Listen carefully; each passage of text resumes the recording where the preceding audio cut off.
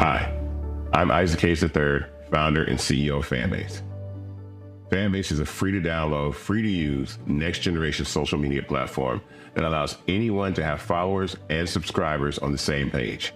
Fanbase was built through investment dollars from equity crowdfunding from the Jobs Act. People just like you helped build Fanbase, and we're looking for more people to help build Fanbase.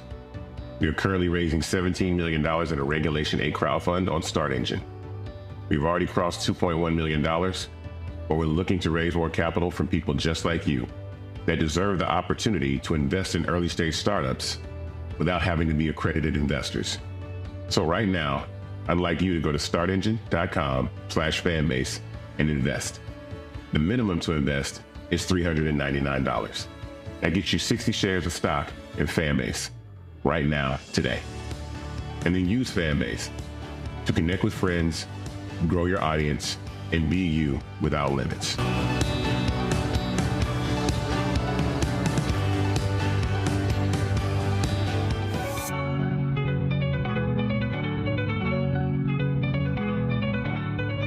Folks, Black Star Network is here. Hold no punches! I'm real revolutionary right now. Support this man, Black Media. He makes sure that our stories are told. Thank you for being the voice of Black America, Roland. Stay black. I love y'all. All momentum we have now, we have to keep this going. The video looks phenomenal. See, this difference between Black Star Network and Black-owned media and something like CNN. You can't be Black-owned media and be scared. It's time to be smart. Bring your eyeballs home. You dig?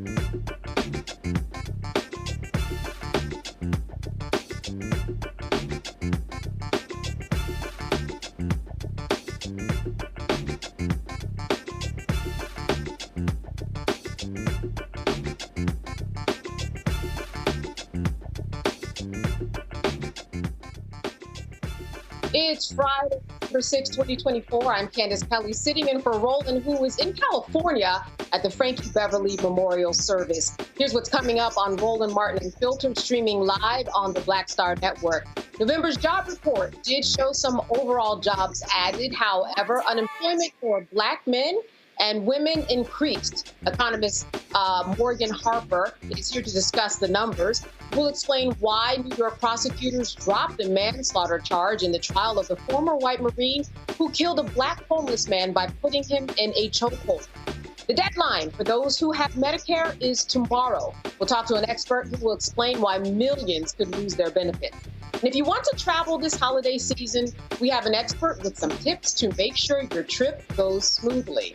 It's time to bring the funk on Roland Martin Unfiltered, streaming live on the Black Star Network. Let's go.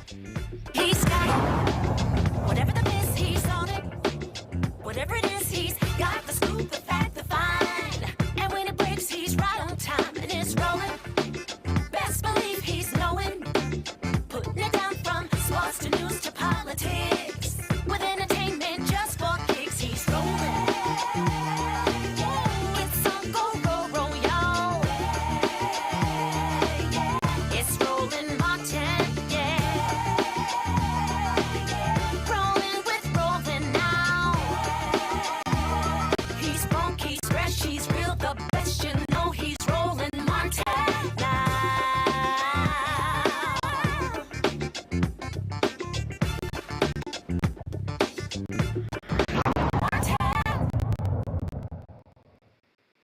All right, hiring in the U.S. bounced back in November. Employers added 227,000 jobs. The Black unemployment rate jumped to 6.4%.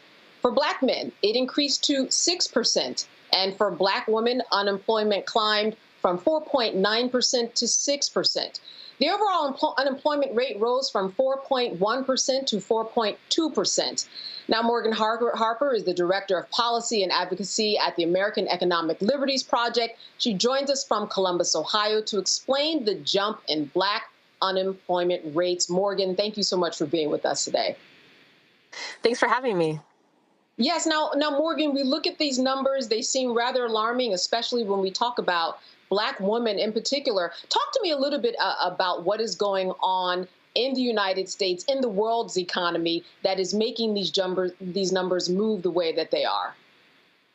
Well, I mean, I think it's always important to note that we can't read too much into any monthly result, but this is an indicator. Every month things change. As we saw this month, the job numbers from last month were adjusted upwards based on new data that came through, and there was a lot going on in terms of people getting ready for the election and still dealing with the aftermath of some of these natural disasters last month. So there's always a lot of variation. So I don't think we should read too much into that. But overall, I mean, this was considered a strong jobs report, and that we saw that jobs numbers overall were increasing, that there was some upward adjustment from last month, and that even though there are these increases in unemployment, that's something more that we should probably continue to monitor. And if we see a few months of that in a row, then it's more of a trend. But it's tough to read too much into everything month to month. The other thing I would add just overall is, we should consider this kind of a baseline. I mean, this is the November report. We're moving into the end of the year. In January, as everyone knows, we'll be seeing a change in administration. And this jobs report is kind of one of the closing statements of the Biden administration and their stewardship of the economy. And the answer is that the economy is again overall in strong shape. I think we should all be paying attention now as to what comes in the future here, as we see new people who are going to be in charge of producing a lot of or maintaining a lot of these economic numbers. There's going to be new leaders that come in to lead the Department of Treasury, for example. There's going to be new economic advisors in the White House, new leadership of the National Economic Council at the White House, and of course the all-important Federal Reserve. There's still a bit up in the air about when or if a leadership change will happen there. But this is the baseline. And from here, we're going to see what happens with President-elect Yeah, and certainly making a lot of people nervous when we talk about the transition of power in January.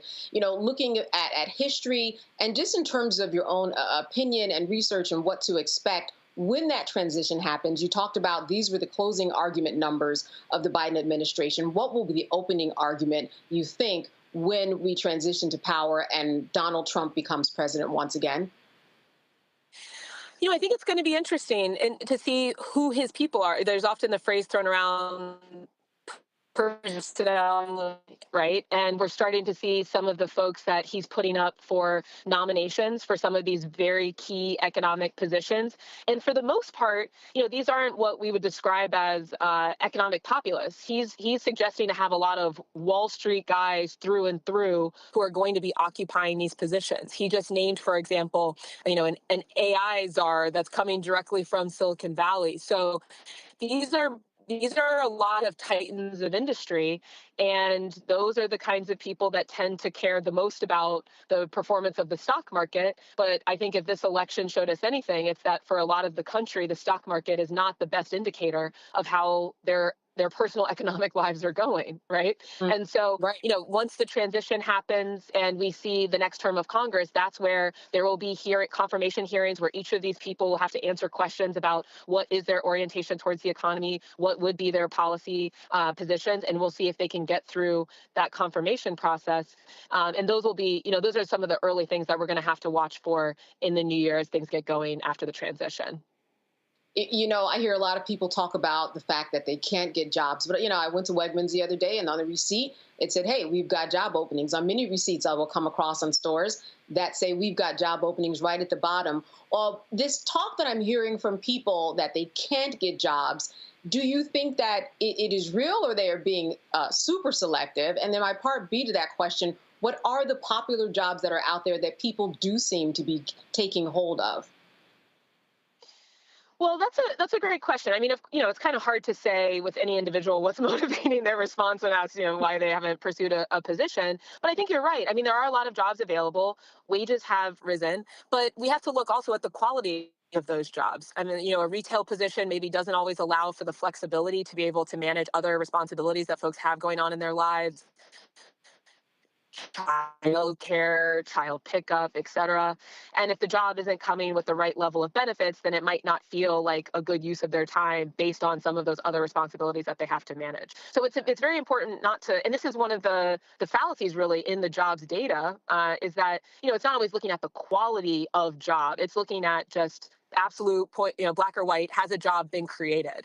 But that quality of job is something that we need to really dig into. And again, as we start to look to hold this next administration accountable, and really every administration accountable, that should be something that we're asking about.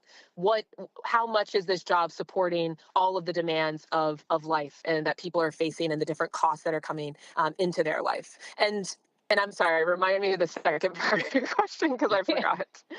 No, just what's the job arena that seems to be a popular arena that people are saying? Oh, yes, sorry. Yes. Yeah, this is what I was going to say, because, what we've seen over the last few months is a lot of the job growth has been driven by government positions and healthcare is very common. There hasn't been as much growth in manufacturing.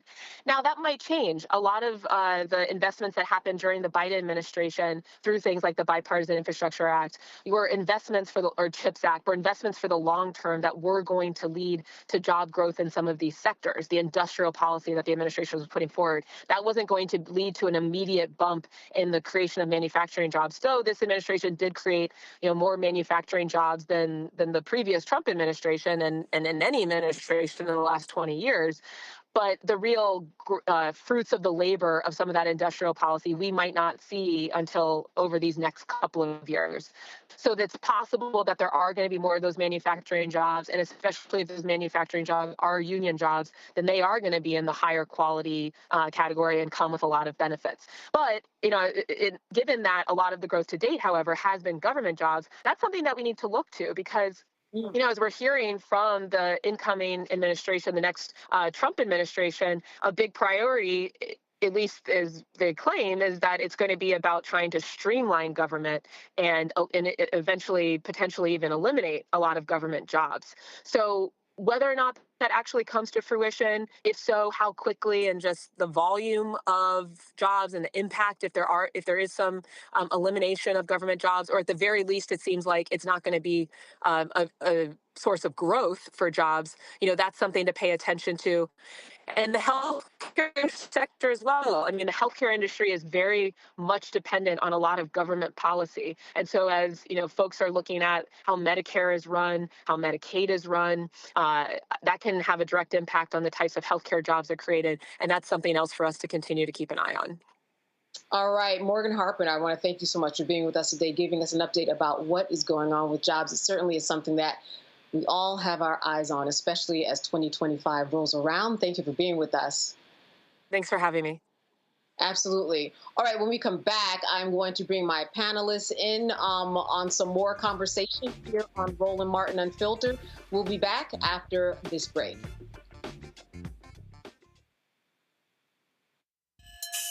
Henry Louis Gates says there are 42 million black people in America. Therefore, there are 42 million ways of being black. We are not a monolithic people. We come in all different shades, sizes, everything. For me, black excellence is the upgrade to any level of excellence. It looks like a family who is beautiful and proud of being together, that have degrees or no degrees. I like that it's creativity. I like that it's self-expression. I like that it's radical at times. There we go. And because we've been through so much and endured so much, and we're gonna go through some things, but we don't stay in it, And the intensive labor to educate you about the systems your ancestors built is not always my obligation. I promise you, you will love it, comrades. Join the community.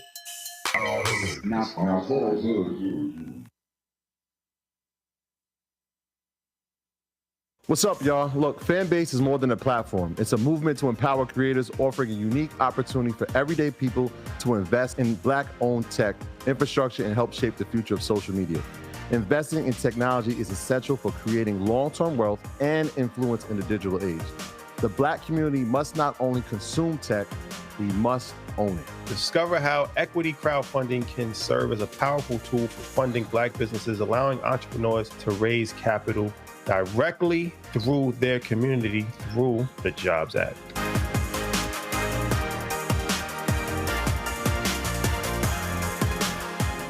Now streaming on the Black Star Network. I had been trying to get a record deal for a long time. When I finally got signed to the Motown record label in 2003, I was 34, 35 years old. And up until that time, I had been trying to get record deals the traditional way. You record your demo, you record your music, and you send it, to the record labels, or maybe a friend of a friend knows somebody that works for, the record label. And really, chemistry was my last ditch effort at being in the music business. How long have you been trying? I've been trying since I was a teenager. Wow. And I'm grateful that it didn't. I'm grateful that it happened when it happened, because I wasn't prepared, as a teenager to embrace all that comes with a career in the music industry.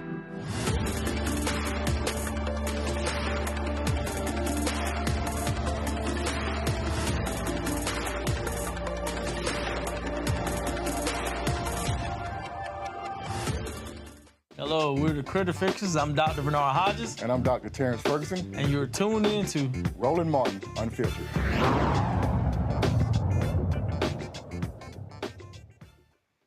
The judge presiding over the subway chokehold case dismissed the top manslaughter charge after the jury had difficulty coming to a unanimous verdict in the subway chokehold trial.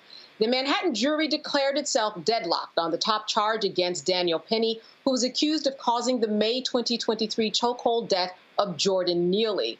The jury sent a note to the judge saying that they were unable to come to a unanimous vote on count one, referring to the second-degree manslaughter charge. According to the verdict form, the jury must first decide on this primary count before considering any additional charges, including criminally negligent homicide. The prosecution moved to have that primary count dismissed, making room for Judge Maxwell Wiley to order the 12-member panel, comprised of 7 women and 5 men, to return next week to consider the lesser charge of criminally negligent homicide against the former Marine. Here's some reaction from outside of the courthouse. We saw the jury having a problem with the top charge. We saw a judge dismiss the top charge. But I want to take you back to jury selection. When they found a jury specialist who specializes in getting white supremacist killers off, who specializes in race-based jury selection. This woman worked OJ's case. She worked Kyle Rittenhouse's case, the person who bought an AR-15 to a Black Lives Matter rally and killed people. She worked that case, and they paid her I don't know how much money to come in here and pick this jury. Now, I want you all to quote me on this. America is going to America. And this defense team and jury specialists knew that there was no way you could put 9 white people in a room that would find Daniel Penny guilty. They picked a white supremacist jury specialist to target the racists in that jury. The prosecution pointed out the fact that defense was eliminating people based on race. Let me take it back because I don't want to scare y'all. Logically thinking, if you pick a white supremacist jury specialist and you pack the jury with white people, obviously you think race has a significant role in this case, and obviously you were looking for that one white supremacist holdout. That one holdout. Might have been more, but there was definitely one person in there that said, I'm not going to convict this white kid for killing that poor little mentally ill Negro piece of trash. Forgive my language, but I'm proving a point. This is how they think. The defendant himself called Jordan a dirty crackhead. And the police let him go. The police found inconsistencies in his story and allowed Daniel Penny to walk free. When does that happen for black people? Am I not making my point clear enough? Racism has its tentacles all over this case. Racism has its evil tentacles all over its case and all around the minds of white America. Are all white people bad? No. The prosecution did a phenomenal job. The judge is trying his hardest to bring justice to Jordan Neely's name. But racism is still alive and kicking in America. There's no other way to view this. Everyone has looked at the case, and those among you who say that Daniel Penny is innocent have racism and bias in your heart. If you look at the facts of this case, then you understand that Daniel Penny is guilty. But today, white supremacy got another victory. Today, the KKK, the Klansmen, the evil in America got another victory. They got that top charge dismissed. America shall continue to America and shall continue to place second-class status on black people. And black people don't get your hopes up. I'm going to spare you the shock. Even if convicted of the top charge, he wasn't getting more than 4 years. We don't get justice in these buildings. They might throw us a crumb here and there, but we don't get justice in these buildings. And I dare you to show me a study or some case law to prove that, to disprove that.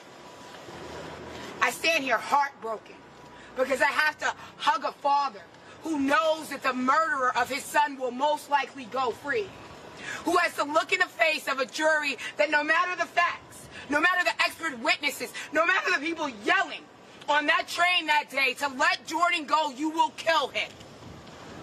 They will not find a white man guilty of killing a black man in modern day America. This is no different than Jim Crow. This looks like a picture out of the picture book when you look at that anonymous jury. We have baby boomers who were there doing Jim Crow on this jury. We have young people who are looking at Daniel Penny as a hero. In what America is a hero, a killer. He didn't give a crap about Jordan. The medical examiner said Jordan turned purple. Yes, black people can turn purple when they're denied oxygen. Every lab report showed he died of asphyxiation.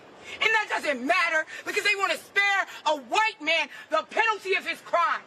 America has not changed, and I hate to say it, it may never change.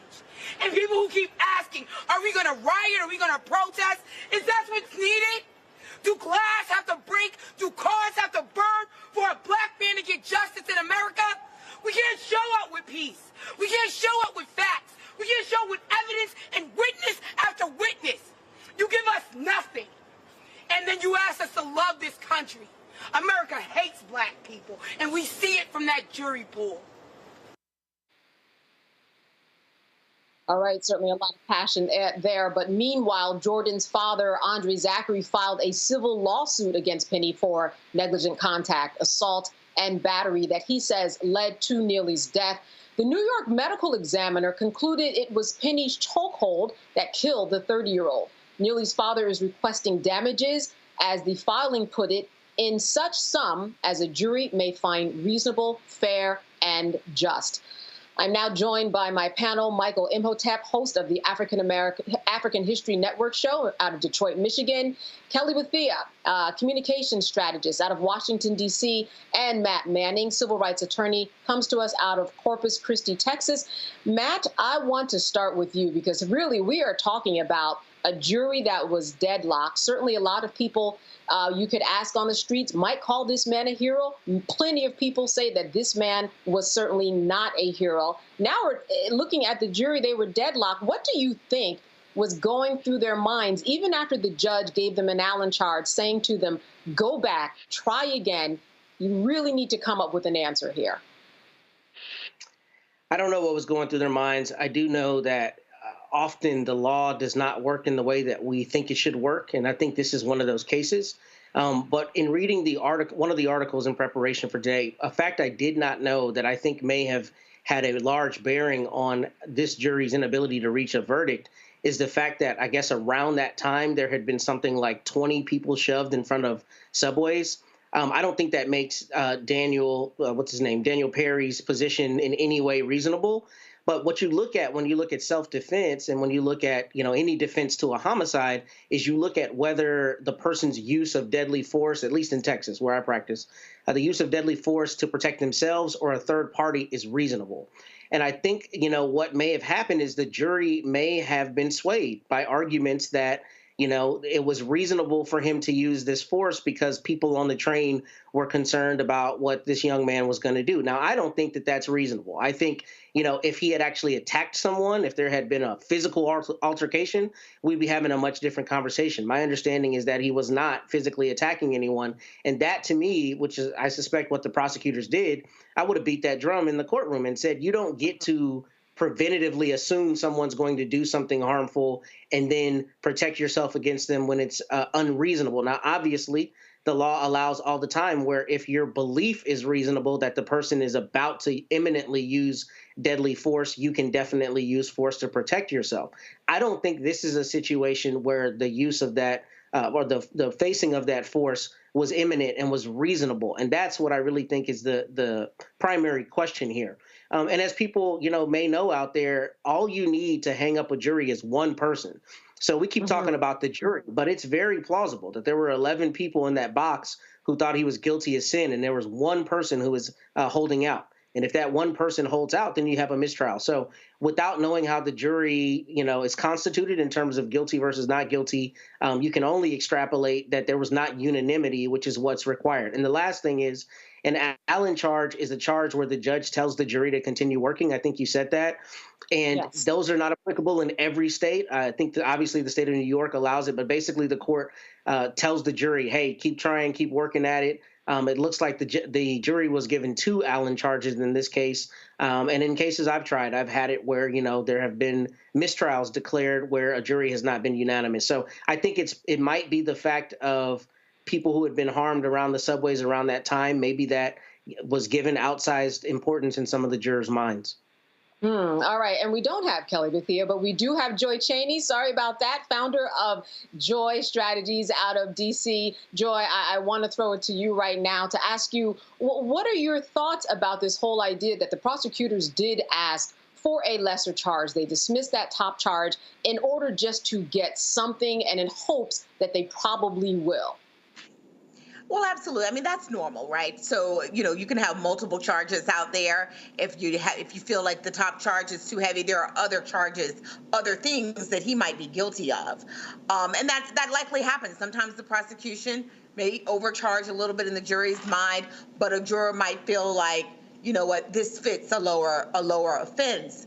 I would like to say the thing when you say a reasonable person is it's not every reasonable person. So they look at what are the skills of the person. So what is true of a police officer, what is reasonable for them would be less reasonable for all, or more reasonable for all of us, right? So I think that they should have been looking at what is reasonable for a civilian, but who is a former military officer, former Marine with special skills, who should have had some indication of the pressure he was applying, the deadly nature of what he was doing, that he wasn't just subduing him, but that he potentially ran the risk of killing him, which ultimately he did. And then the fact that there were people calling out to him while he was doing this, saying, hey, he's subdued, he's suffocating here, suggests that maybe, that he was not acting reasonably.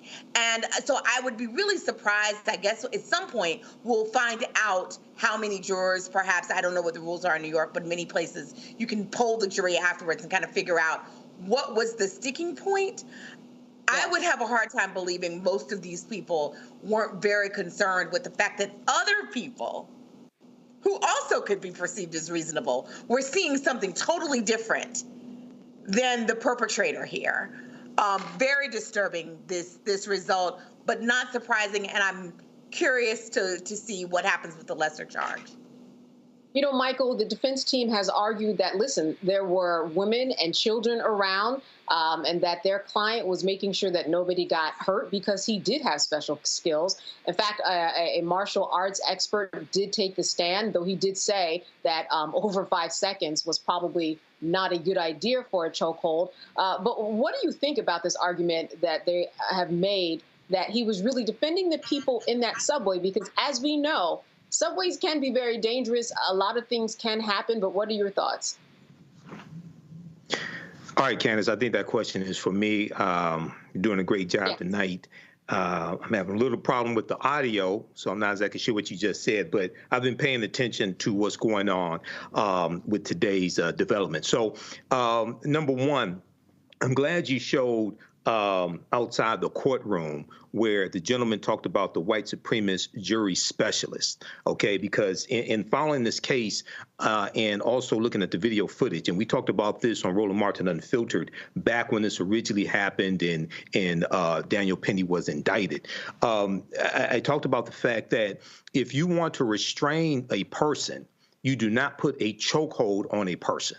If you use something like a rear naked chokehold, which cuts off the flow of blood to the brain, you can knock somebody out in 10 seconds to 15 seconds. Daniel Penny is a former Marine. Most likely, if he was in the Marines prior to 2002, he was trained in the Marine Corps martial arts program. It's called MCMAP. I've researched MCMAP. I'm very familiar with it. I have a background in martial arts. If you go on YouTube, you can see videos about MCMAP. MCMAP is a combination of 17 different martial arts forms, and the Marine Corps has compiled this into one fighting system. And you learn chokeholds, okay? Now, according to the article from NBCnews.com, he only wanted to restrain Jordan Neely. Okay, well, if you want to restrain somebody, you don't put a chokehold on them for 6 minutes. Okay, if you've been just through basic training, you learn how to kill people. Okay, so and you learn that you cannot have a chokehold on somebody for 6 minutes when you can render them unconscious in 10 to 15 seconds. So hopefully on the lesser charge of negligent homicide, he will be found guilty. Now the maximum penalty he can face is 4 years in prison for negligent homicide. Yes. The other thing is that if African Americans see somebody being attacked like this, an African American being attacked, especially by somebody white, possibly being executed, we need to intervene to break that up. It's one thing to be fearful of somebody and want to restrain them. Okay. Now, when you talk about restraining somebody, I'm not an attorney, but it sounds like, you do have, there is a possibility also when trying to hold somebody facing false imprisonment charges as well. That's a whole nother conversation. But this is this is a tinderbox right here. Now, the medical examiner said that Jordan Neely died from compression to the neck from the result of a chokehold. Of course, the defense attorneys disputed this, but this is clear how he died. So trying to figure out where the confusion is in the jury, this is something that we need more information on. But I would not be surprised if you have a white supremacist who snuck onto that jury and is holding out. Yeah, a lot of passion in that statement that we heard. Certainly, we don't have any information about that, but it certainly is something that we will be following. And in the meantime, we'll work on that audio for you, Michael. Thank you so much. All right, we are going to take a break. Stay with us here on Roland Martin Unfiltered. We'll have more of the headlining news affecting you when we come back. Hi, I'm Isaac Hayes III, founder and CEO of Fanbase. Fanbase is a free-to-download, free-to-use, next-generation social media platform that allows anyone to have followers and subscribers on the same page. Fanbase was built through investment dollars from equity crowdfunding from the Jobs Act. People just like you helped build Fanbase, and we're looking for more people to help build Fanbase. We are currently raising $17 million in a Regulation A crowdfund on StartEngine. We've already crossed $2.1 million, but we're looking to raise more capital from people just like you that deserve the opportunity to invest in early-stage startups without having to be accredited investors. So right now, I'd like you to go to startengine.com/fanbase and invest. The minimum to invest is $399. That gets you 60 shares of stock in Fanbase right now, today. And then use Fanbase to connect with friends, grow your audience, and be you without limits.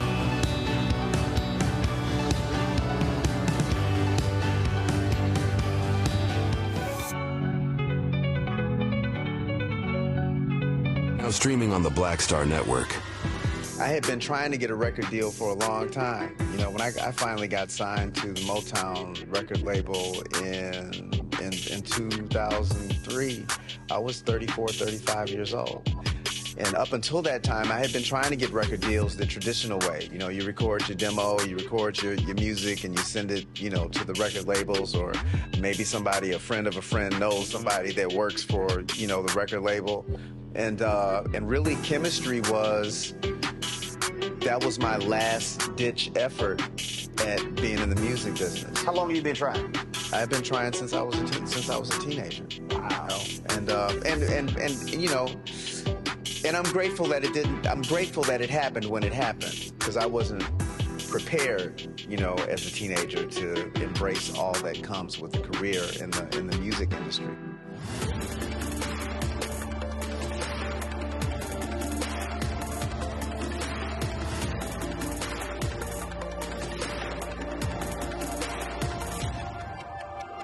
Hi, my name is Freddie Ricks. I'm from Houston, Texas. My name is Sharon Williams. I'm from Dallas, Texas. Right now, I'm rolling with Roland Martin, unfiltered, uncut, unplugged, and undamn believable.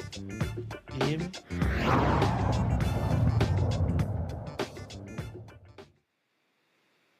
Saturday is the deadline for Medicare customers to enroll for coverage. However, 1.8 million seniors We'll be without full Medicare coverage because insurance companies are dropping their supplemental Medicare Advantage Part C coverage. More than 3 million adults in 9 states will be at immediate risk of losing their health care coverage now that the Affordable Care Act's Medicaid expansion is back on the chopping block. Medicare expert Melissa Hall is here with tips to navigate through all of this. Melissa, thank you so much for being with us today. Hello, thank you. It's such a pleasure.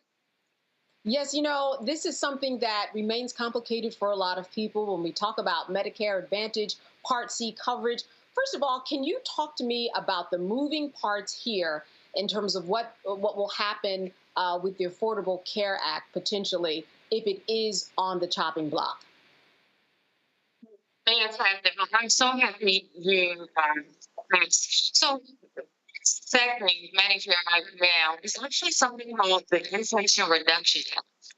It is the new regulation that the Biden administration has passed that limits seniors out of pocket loans, okay, to $2,000, which is great. But the real thing that is affecting here is not what you see, this is what you don't see, okay?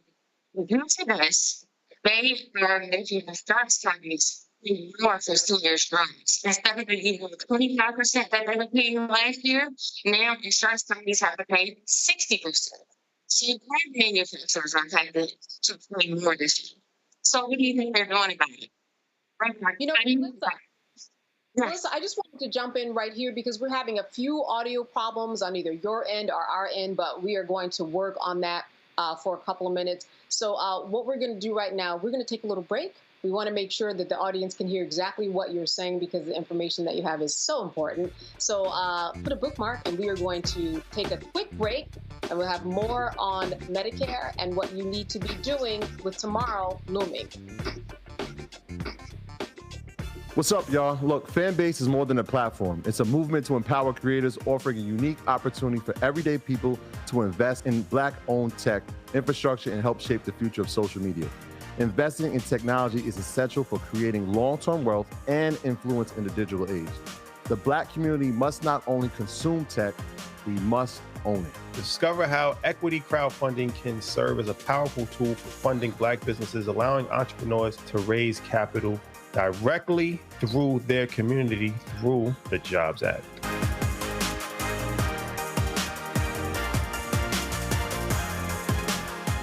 On the next Get Wealthy with me, Deborah Owens, America's Wealth Coach, Black Americans have 1/10 the wealth of their white counterparts. But how did we get here? It's a huge gap. Well, that's why we need to know the history and what we need to do to turn our income into wealth. Financial author and journalist Rodney Brooks joins us to tell us exactly what we need to do to achieve financial success. You can't talk about why we are, as Black people, where we are, unless you talk about how we got here. Bridging the Gap and Getting Wealthy, only on Black Star Network.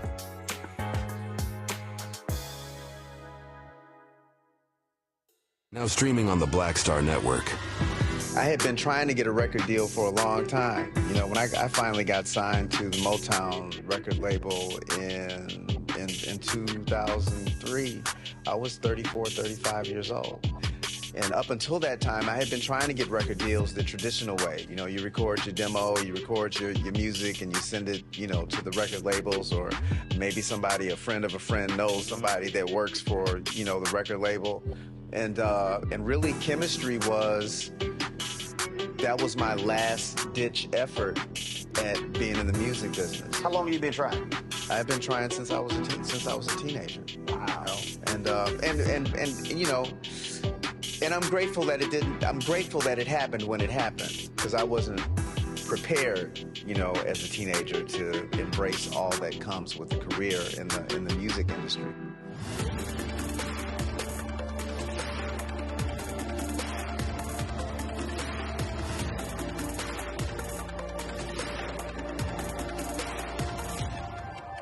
On the next A Balanced Life with Dr. Jackie, we're talking all things mental health and how helping others can help you. We all have moments where we have struggles, and on this week's show, our guests demonstrate how helping others can also help you.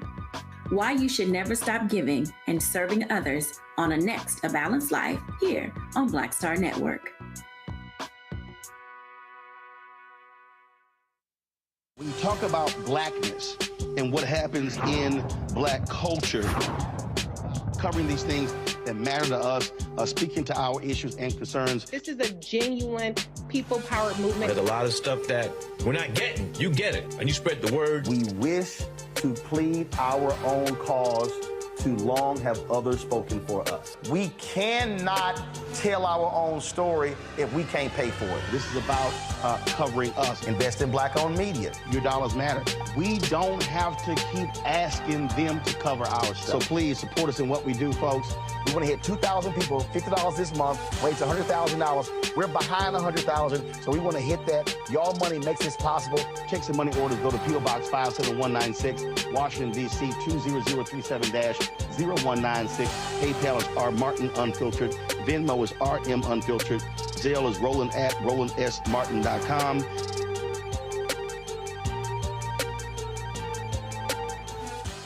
My name is Lena Charles, and I'm from Opelousas, Louisiana. Yes, that is Zydeco capital of the world. My name is Margaret Chappelle. I'm from Dallas, Texas, representing the Urban Trivia Game. It's me, Sherry Shepard, and you know what you watch. Roland Martin on Unfiltered.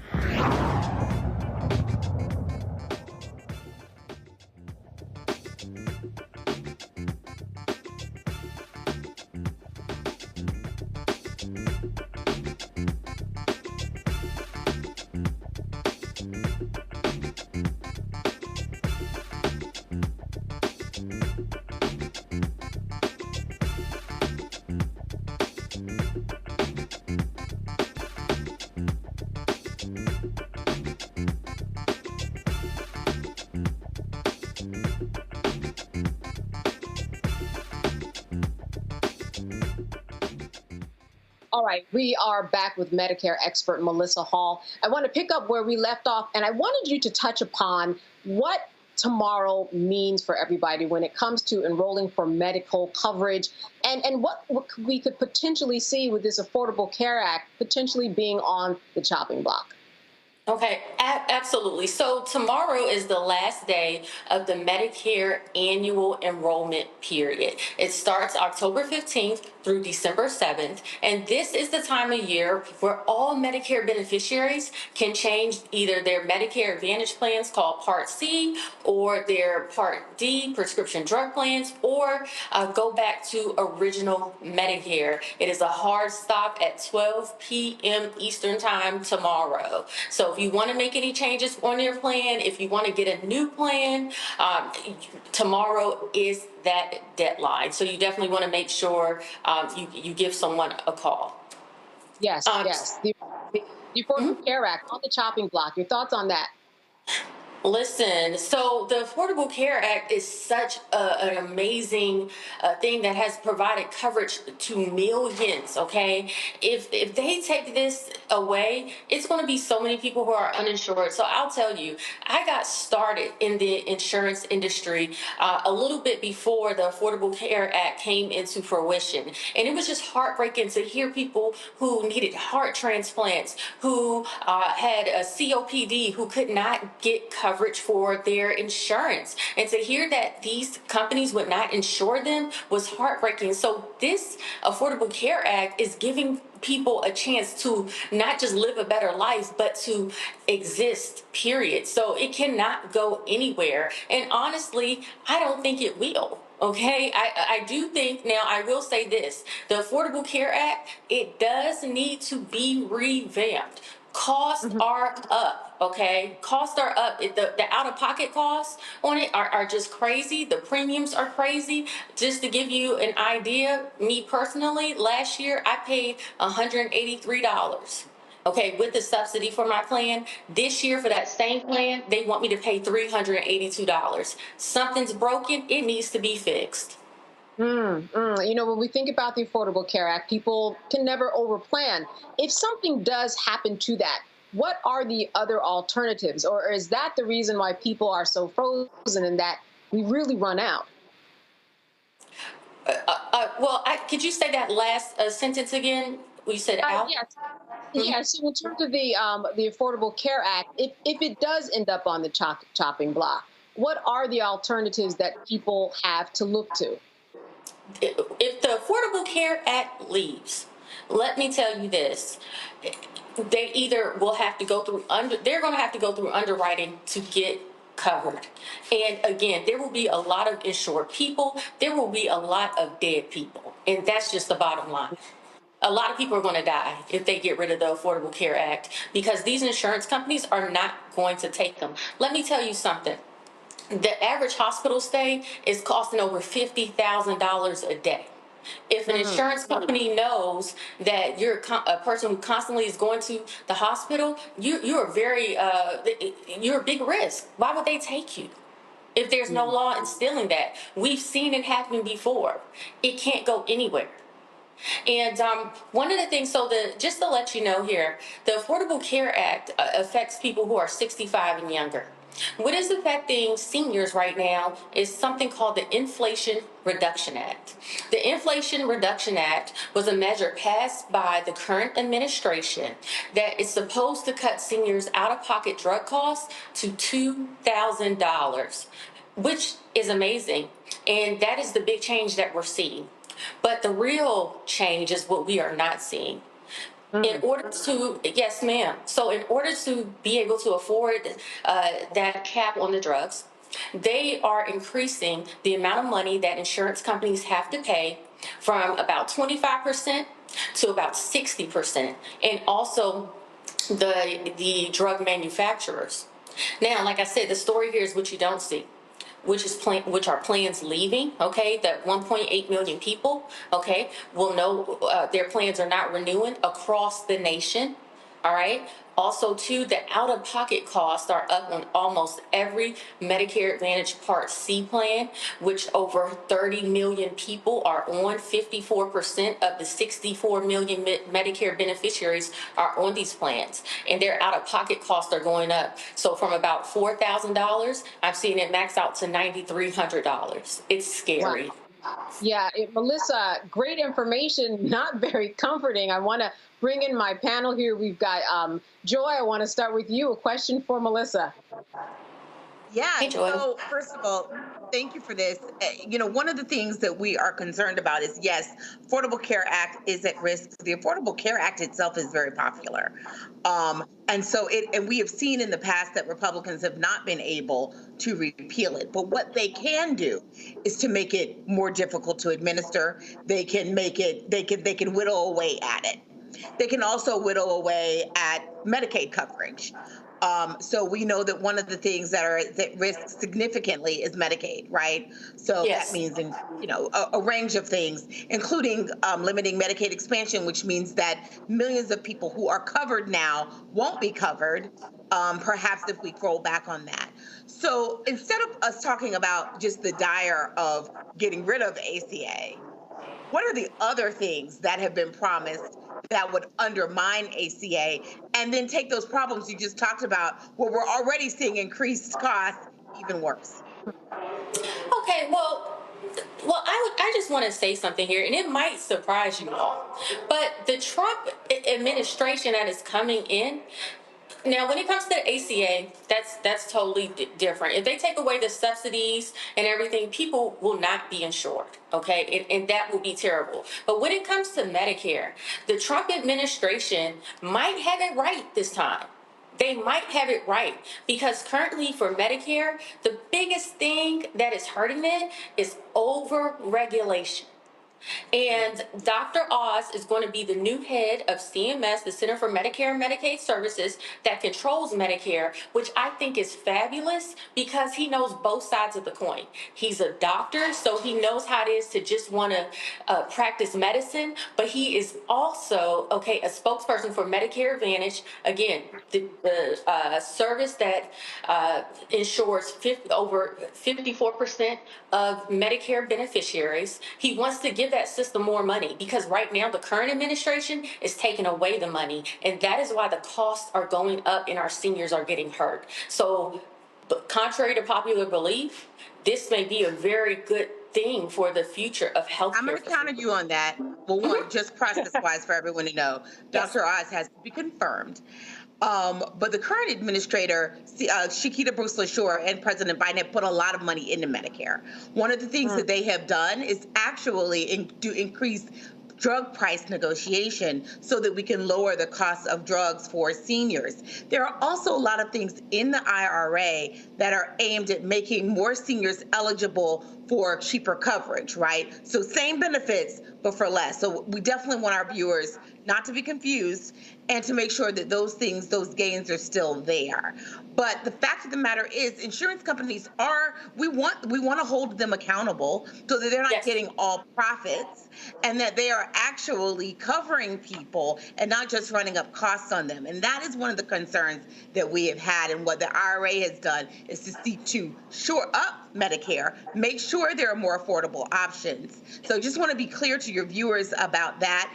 And frankly, Dr. Oz hasn't said much about what he's going to do, and he has to be confirmed and go through a whole confirmation process. And our concerns aren't just on Medicare, they're also on Medicaid. Okay, you know what? You're absolutely right, Joy. But I would like to add to this conversation as somebody who's actually servicing seniors every day with these new plans that the Biden administration, has interjected and, put this money in and made these caps and so-called gave the power to negotiate, right? I would like to say, I always say this, politicians are not actuaries. Okay, politicians are not actuaries, and what has happened? It's because the insurance companies, because their profits are being cut. Okay, and also it's not just that has to do with negotiating the drug prices. There are a lot of regulations that these plans have to go through from the government in order to administer that is costing a lot of money. For example, if a senior wants to go ahead and they say, hey, I want to talk to you, right? Unless it's 3 days before the enrollment period ends like today, you have to wait 2 days to talk to them. Okay, a lot can happen in 2 days in a senior's life. Also, because of this whole Inflation Reduction Act, a lot of the drugs that were affordable for the insurance companies to cover seniors with are actually being taken away from the plans. Insurance companies are actually having to raise their costs to be able to cover beneficiaries as well, and have the operational costs, the overhead costs, and also to comply with these regulations. And again, I just want to let you know, due to this, because this all open enrollment starts October 15th, okay? Right before the election we were actually going to go vote. The insurance company's cost to administer Part D plans went up over 50%. The current administration was very nervous about that impacting their number one voting bloc. So all of a sudden, they try to give out subsidies very quietly for these insurance companies to lower their costs for the next 3 years. Okay, they are trying to do a good thing, but it is really not working. And our seniors are getting hurt. Which is it? They lowered costs, or they didn't? I mean, seriously, though. I mean, seriously, have they lowered costs? They didn't lower costs. It's not working. That's why I'm here. All I'm saying is, insurance companies are part of the problem. Let me go to Matt at this point, because I do want to make sure that our panelists get their thoughts in with Melissa. Matt, let me turn the floor over to you for Melissa a question. Yeah, I'm clearly the least qualified person to be on this panel. Here's my question. The question is, I saw that basically the expansion raises the amount that states, I guess, pay for people who are up to 38% of the poverty level. This is going to retract that down by something to like 20 million people. So my question is, what happens for that group of people in between the federal poverty line and the ones who are 138% above that? Are they going to just be covered by EMTALA or by state programs? What happens to their coverage? Sure, Matt. I think what you're referencing is something called Extra Help. And what Extra Help is a government-funded program that limits out-of-pocket costs for copays for seniors' drugs to like $9 a medication. And they raise that to 138% above the poverty line, which is amazing. Because believe it or not, currently, if a person makes, let's say they're a single person and makes over $2,500, they're not eligible to get any help, which when the average one-bedroom rent is $1,500. So that's amazing. If any changes comes to that, it would definitely be detrimental. I haven't heard anything where the upcoming administration is planning on changing that, again, because that is through Medicare, not through Medicaid, and those are two separate entities. Yeah, Can I refine my 2025 on that. Okay, was that to me, Candace? Okay. Yes, Michael, question for Melissa. Okay, hello, Melissa. So my question was, looking at this and looking at the piece from MSN.com on this, I remember back during the first Trump administration, and the vote took place in the Senate to kill the Affordable Health Care Act. And we know it was Senator John McCain that had the thumbs down vote that saved it. But prior to that, there was protests across the country. People were organizing to put pressure on their senators to save the Affordable Health Care Act. And they were organizing, many of them based upon a plan called, from the group Indivisible. Okay.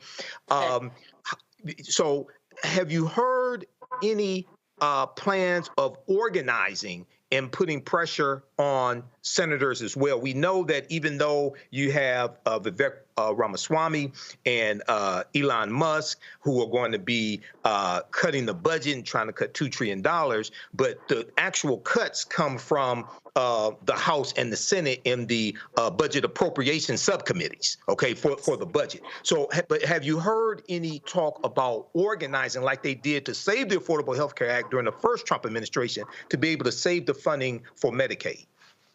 Oh, wow. As far, you know what, you are bringing up a great point. So I will say this, as far as per se, so it's two different things.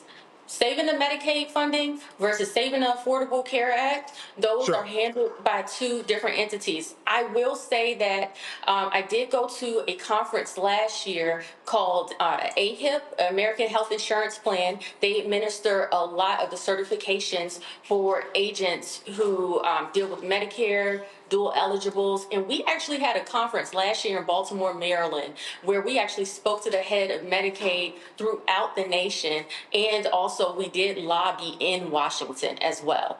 Also, I'm a member of NABIB, National Association for Brokers and Insurance for Professionals, and we actually lobby at Congress, okay? We have something called, I think it's called Congress Week or something, or Lobby in Washington Week, where we actually meet with senators face to face to talk about the issues of healthcare, such as Medicare, such as the Affordable Health Care Act, to actually shore up these things and improve them for the citizens that are utilizing them and us as the brokers. Because let me just tell you, over 50% of insureds, whether they're for Medicare, whether for the Affordable Care Act, use a broker, individual broker who could be your neighbor or a person at your church, just like myself. So we actually do lobby on the people's behalf, face to face with these folks. So and I mean, it's thousands of us who are part of this organization. All right, Melissa Hall, Medicare expert, I want to thank you so much for bringing us yet another spirited conversation that a lot of people need the information about. You are watching Roland Martin Unfiltered here live on the Black Star Network. Stay with us. We will be back after the break. Hi, I'm Isaac Hayes III, founder and CEO of Fanbase. Fanbase is a free-to-download, free-to-use, next-generation social media platform that allows anyone to have followers and subscribers on the same page. Fanbase was built through investment dollars from equity crowdfunding from the Jobs Act. People just like you helped build Fanbase, and we're looking for more people to help build Fanbase. We are currently raising $17 million in a Regulation A crowdfund on StartEngine. We've already crossed $2.1 million, but we're looking to raise more capital from people just like you that deserve the opportunity to invest in early-stage startups without having to be accredited investors.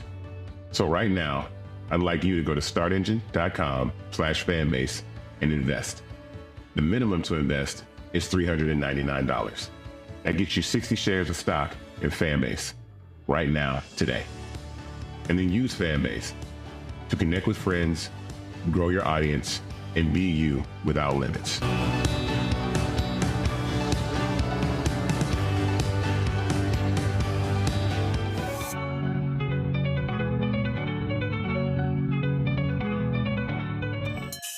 Henry Louis Gates says there are 42 million black people in America. Therefore, there are 42 million ways of being black. We are not a monolithic people. We come in all different shades, sizes, everything. For me, black excellence is the upgrade to any level of excellence. It looks like a family who is beautiful and proud of being together, that have degrees or no degrees. I like that it's creativity. I like that it's self-expression. I like that it's radical at times. It's in our DNA. There we go. And because we've been through so much and endured so much, and we gonna go through some things, but we don't stay in it, you know. And the intensive labor to educate you about the systems your ancestors built is not always my obligation. I promise you, you will love it, comrades. Join the community.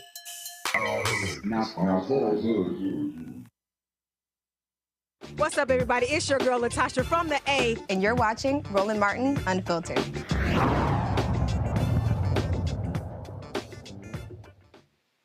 All right, so social media is in an uproar over the vague way the New York Police Department chose to describe the skin color of the suspected killer of United Healthcare CEO Brian Thompson. This is how Chief of Detectives Joseph Kinney described the suspect to the public in Wednesday's news conference. The shooter appears to be a light-skinned male. He's wearing a light brown or cream-colored jacket, a black face mask, black and white sneakers, and a very distinctive gray backpack. This is who they are looking for. Does he look light-skinned to you? We all know what light-skin means. You know, you say light-skin, you normally say a light-skinned black person. I do not see that. The man that they're looking for isn't light-skinned. To me, he looks like he's a white man. Listen, I want to go to my panel now. Michael, what do you think about this vague description that I understand with this huge manhunt that people are in an uproar about? Are you coming to me first, Candace, because I'm light-skinned? Is that why? You. Okay. I'm not giving you the whole segment, though. Let's keep that. I'm just so when I first heard this comment, like the same day, pretty much real time, I was saying there wasn't a brother that did this alleged hit.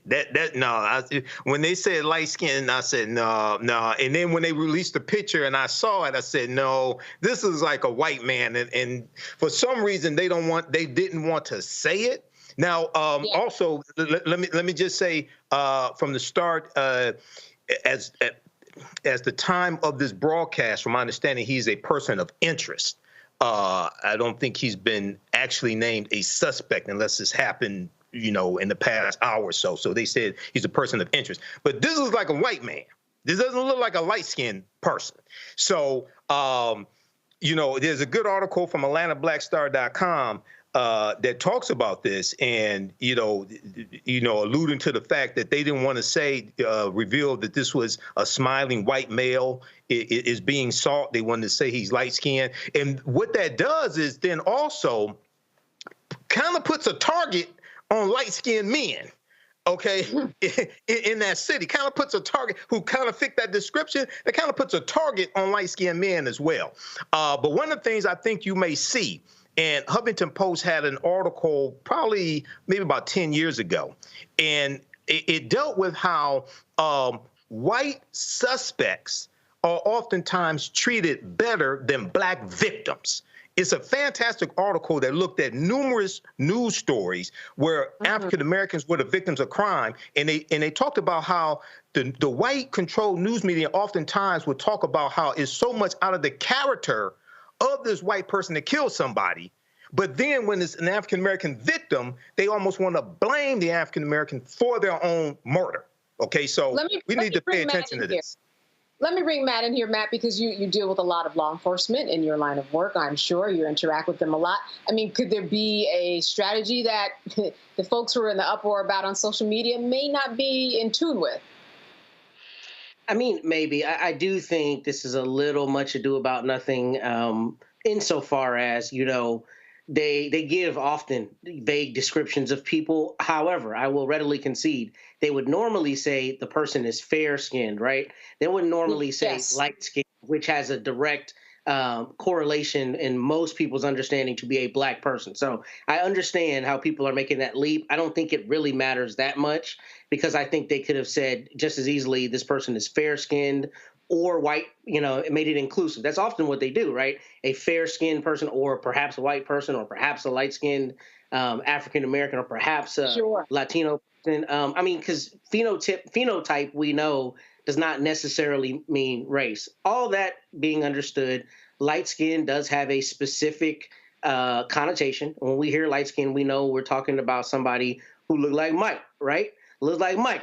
But all jokes aside, like we understand that. And I get people being angry about the perceived reticence to say this is a white person. Totally get that. I think Michael's 100% right. We've seen that with Dylan Roof. I mean, they bought the guy a hamburger, right? So I understand people's outrage. But law enforcement does often do this. They give a nebulous description close enough to what they think they have so that it kind of casts the net on people who are looking to see, okay, maybe this is a person who meets this description. So I don't think it's really that big a deal in my personal opinion, but I do get people taking umbrage because light skin in particular has a particular connotation. All right, Matt, I'm going to quote you now to Joy. Is this much ado about nothing, as Matt said? Joy? This is much ado about absolutely nothing. I see where Mike's coming from, but, him and my dad make me concerned, but, not trying to be funny. Much ado about nothing. He had a mask on at the beginning. They could only see a certain part of his face. He could have been a white, he could have been a light-skinned white person. This is what we've seen later on, right? So to me and actually I heard early on they were saying he was white. So I think this is much ado about nothing. Guys, we got bigger fish to fry, including on that last segment, there were a lot of half-truths that were shown by someone who was an advocate for the insurance company. We have to be careful who we put on. Just saying. All right, listen, we're going to take a break right now. I appreciate this spirited discussion. Wasn't much ado about nothing? I don't know. We shall see, especially when this person is caught, when we see who the race of this person is. All right, stay with us. We'll be back after a break. What's up, y'all? Look, Fanbase is more than a platform. It's a movement to empower creators, offering a unique opportunity for everyday people to invest in Black-owned tech, infrastructure, and help shape the future of social media. Investing in technology is essential for creating long-term wealth and influence in the digital age. The Black community must not only consume tech, we must own it. Discover how equity crowdfunding can serve as a powerful tool for funding Black businesses, allowing entrepreneurs to raise capital directly through their community through the Jobs Act.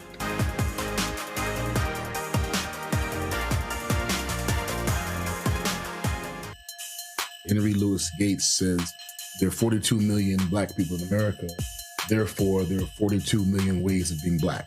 We are not a monolithic people. We come in all different shades, sizes, everything. For me, Black excellence is the upgrade to any level of excellence. It looks like a family who is beautiful and proud of being together, that have degrees or no degrees. I like that it's creativity. I like that it's self-expression. I like that it's radical at times. It's in our DNA. There we go. And because we've been through so much and endured so much, and we gonna go through some things, but we don't stay in it, And the intensive labor to educate you about the systems your ancestors built is not always my obligation. I promise you, you will love it, comrades. Join the community.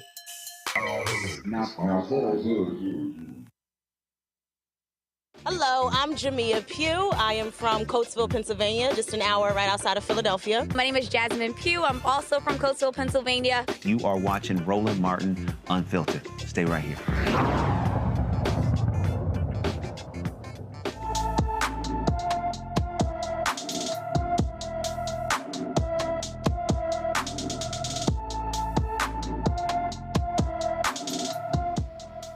Faith Campbell has been missing from her Tallahassee, Florida home since August 29th, 2024. The 16-year-old is 5 feet 7 inches tall, weighs 240 pounds, with black hair and brown eyes. Anyone with information about Faith Campbell should call the Tallahassee, Florida Police Department at 850-891-4233. All right. The Bahamas tells Trump they will not accept his proposal to accept deported individuals. Donald Trump's team compiled a list of countries to which it wanted to deport migrants whose home countries refused to accept them. The office of the Prime Minister wishes to address recent reports regarding a proposal from the Trump transition team in the United States for the Bahamas to accept deportation flights of migrants from other countries.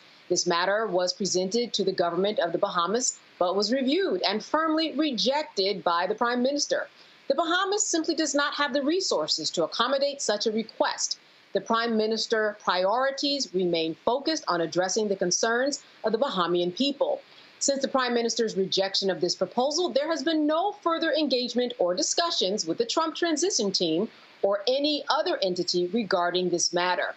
The government of the Bahamas remains committed in its position. Now, other countries, other consideration by Trump's team include Turks and Caicos, Panama, and Grenada. All right, on to other news. Affirmative action. A federal judge says the U.S. Naval Academy may continue to consider race when evaluating candidates to attend the elite military school, even after last year's U.S. Supreme Court ruling barring civilian colleges from employing similar affirmative action policies. U.S. District Judge Richard Bennett rejected arguments by Students for Fair Admissions, a group founded by affirmative action opponent Edward Blum, that the Annapolis, Maryland-based Naval Academy's race-conscious admissions program was unconstitutional. The decision marked a victory for outgoing Democratic President Joe Biden's administration, which had argued that senior military leaders had long recognized that a scarcity of minority officers could create distrust within the armed forces, which were racially segregated until 1948. Matt, I would say that this is a big one. We're talking about the Supreme Court. We're talking about precedent, and not that it's overturned, but it certainly is inching in that way in terms of what they did with this Naval Academy. Yeah, and I was really trying to review whether the precedent was up until 2023 that one of the places that race could be considered was in the military. I seem to remember that. And as much as I deal with the Constitution, I should know that down pat. But my understanding is that has long been the precedent. And, basically when it comes down to a race-based statute, what you're looking at, or a constitutional challenge in this affirmative action context, you're looking at basically whether it's narrowly tailored to a compelling state interest. Obviously, there's a compelling state interest to make sure our military is diverse. The thing I think is really BS about that, if we're going to be honest, though, is that the place where it benefits the government, which is the military, to have a diverse, group of people, then the federal judges say it's okay. In other places where it's still beneficial to society at large, we find a way to apply the Constitution in a dissimilar way, saying, you can't be mandated to have some kind of quota, or basically diversity in other contexts is not as compelling an interest as it is in the military. I understand from a national defense standpoint, but my point is it just seems a bit self-serving to say it's okay in the military, everywhere else it's a problem. Notwithstanding the standing issues as it relates to Edward Blum and all these attacks that they're lodging, I think it's just a matter of pushing ideology and not really having an injury in fact. Notwithstanding all of that, I do think that it's the right decision, because I think we do need a diverse military, and we need a military where there is incentive for any person of color, non-white person, to go in and have a fair chance to go up the ranks. So I do think that's in our national interest. I just think we're not applying the law in a way that is equitable as between the public and private sector when we make a carve out for the military in this way. Joy, this federal judge, Judge Bennett, said that it was for the safety, it was for diversity, and that you're serving a population that includes the whole country. So why not have those people who are serving look like the country that it is serving? Certainly, I think that this was a big step in the right direction. But like Matt said, interesting that they would parse this out and make this a kind of a separate category when we're really talking about institutions that teach, whether it's information about the military and moving up the ranks, or whether it's Harvard University. But now we have these two different ideas about how to approach affirmative action. Yes, let us be clear. This is not a surprising decision. It's the right one, but it's not surprising. The Supreme Court, in its affirmative action decision from 2 years ago, actually had carved out and said that it was okay to have affirmative action in a military context. And that would extend, I think, to some of these academies. And Ketanji Brown Jackson highlighted how insulting and problematic that distinction was. As my co-panelist is saying here, the idea that when you are asking people to go and die for you, to go and fight for you, it is okay for them to be diverse. But if they are just trying to make it in corporate America, if they're just trying to make it, have an engineering degree, have a business degree, have a political science degree, have a law degree, like several of us on this call, in that case, affirmative action, considering race, is not important. It is BS, because my mother is watching. But you know what I really want to say, and it is wrong. And the Supreme Court has already addressed it, so it wasn't surprising. It was, of course, the right decision. And it is a reminder, we're going to be looking at this decision, using it as precedent so that we can make the case, the compelling state interest, the compelling interest of an institution to have diversity, equity, and inclusion in all of its work and including its admissions. But yes, it's outrageous. You can die for America. Yeah. And, Michael, we know that as long as the military has been in existence, especially during the Civil War, we have not been able to exist in terms of the military without people of color in it. It's kind of a numbers game, and the insult is there. Yeah, and when you look at the Civil War, it wasn't until the Union started letting African Americans fight in the Army that really the tide of the Civil War turned in favor of the Union. But when we look at this, number one, this affirmative action when it comes to the Naval Academy, this is the type of wokeness, quote unquote wokeness, that Pete Hegseth is saying he wants to get rid of. This is the type of wokeness that Project 2025 is talking about eliminating. The diversity, equity, and inclusion, things of this nature. So all of this is connected. And when you look at Ed Blum and what Project 2025 is doing, is talking about is really continuing what Ed Blum was successful in doing when he got affirmative action in college admissions overturned.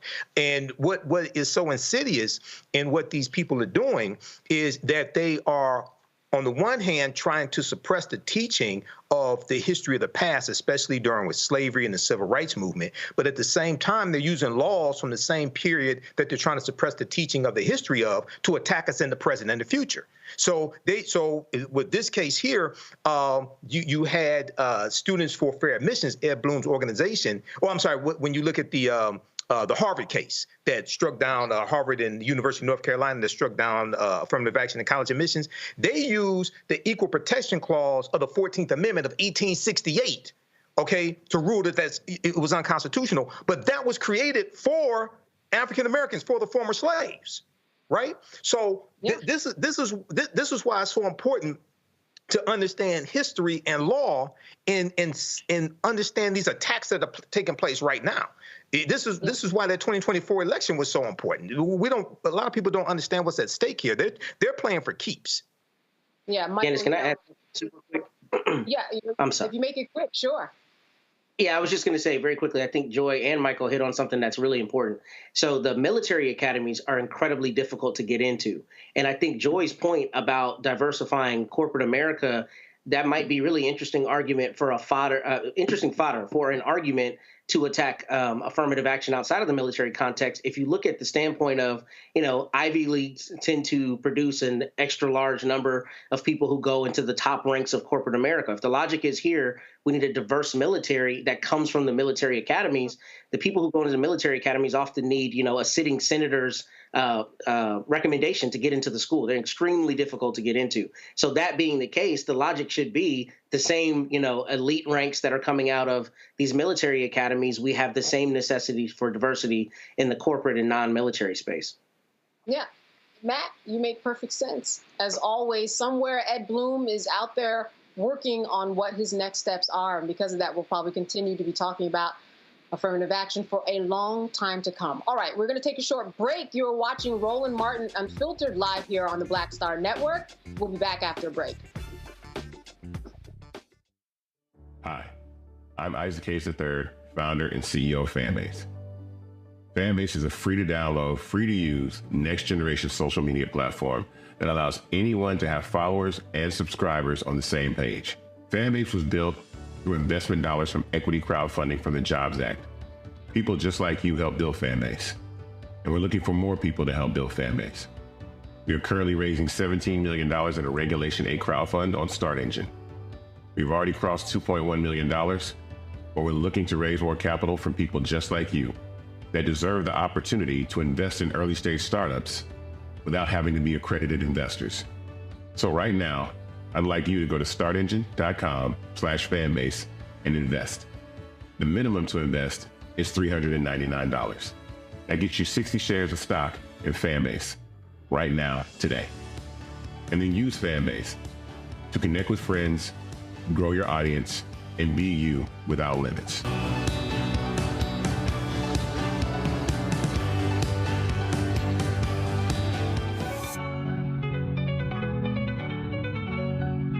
Now streaming on the Black Star Network. I had been trying to get a record deal for a long time. You know, when I finally got signed to the Motown record label in 2003, I was 34, 35 years old. And up until that time, I had been trying to get record deals the traditional way. You know, you record your demo, you record your music, and you send it, you know, to the record labels, or maybe somebody, a friend of a friend, knows somebody that works for, you know, the record label. And really, chemistry that was my last-ditch effort at being in the music business. How long have you been trying? I've been trying since I was a teenager. Wow. You know? And you know. And I'm grateful that it didn't. I'm grateful that it happened when it happened, because I wasn't prepared, you know, as a teenager to embrace all that comes with a career in the music industry.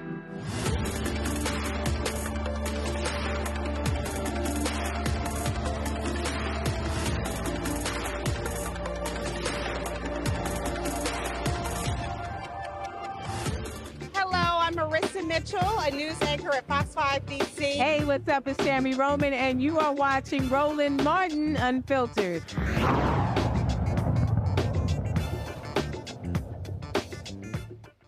All right, so we've got Christmas and several other celebrations right around the corner. Have you made your holiday plans yet?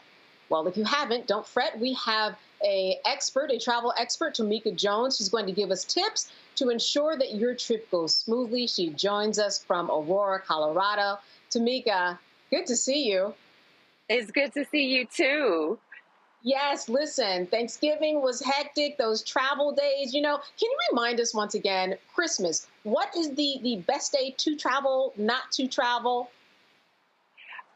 So the best day not to travel, I would say, is like the day before Christmas, which is Christmas Eve. I would say it's not the best if you're looking to fly or travel driving somewhere. Drive in the evening. That's the best time. Now, believe it or not, traveling on Christmas Day is actually a good time to travel, whether you are driving or flying. Oh, wow. All right. Listen, I know that you have some holiday travel do's and don'ts. Let's walk through them.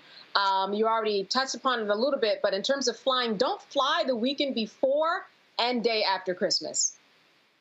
Yes, unless you like crowds. And many of us don't.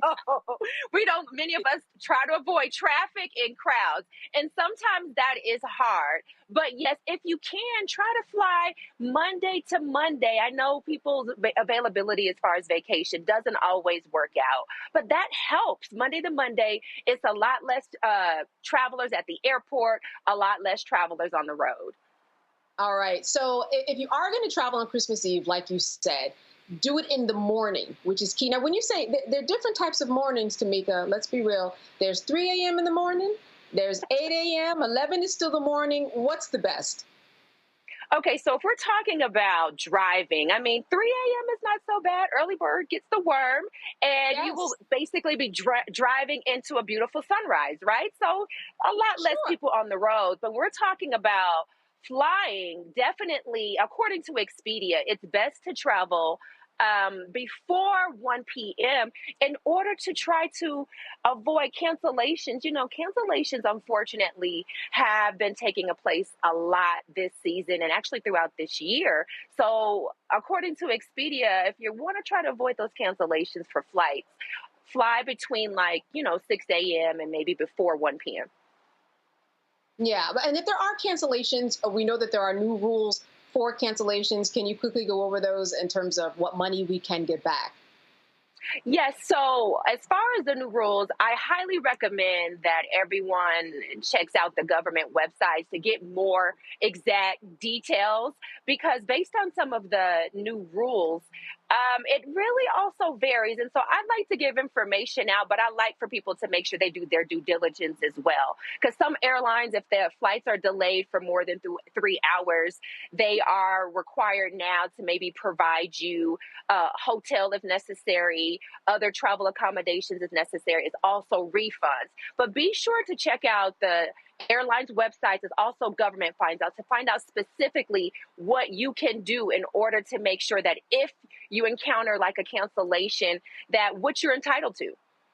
Exactly. All right. Make sure that you know that information. Let's talk about top winter destinations, whether you're just going there for vacation or a lot of people are traveling and having, Christmas elsewhere, celebrating holidays.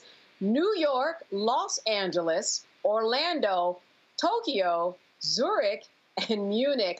We're going to talk a little bit about going to Tokyo and these places that might seem particularly expensive. When we look at these rates, even to California, I'm here on the East Coast, it can be quite a lot of money. But unless you're going maybe Monday to Monday, is that where that rule applies here, where you can get a big discount on that ticket? I wouldn't say big discount. I would say, according to Expedia, you might see a little bit of like a 10% savings if you are booking perhaps Monday to Monday. And also, one thing I like to recommend, and based on my own travel experience, is checking out flights on Tuesdays and Wednesdays. Sometimes you'll see a price drop on those days, and even sometimes on Saturdays. All right, let's talk about these holiday travel tips.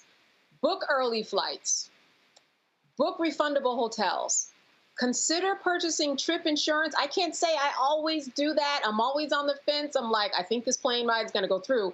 Purchase or renew global entry, TSA pre-check, amen to that, or clear. Listen, I was in the somewhere, where was I? I think I was in Atlanta.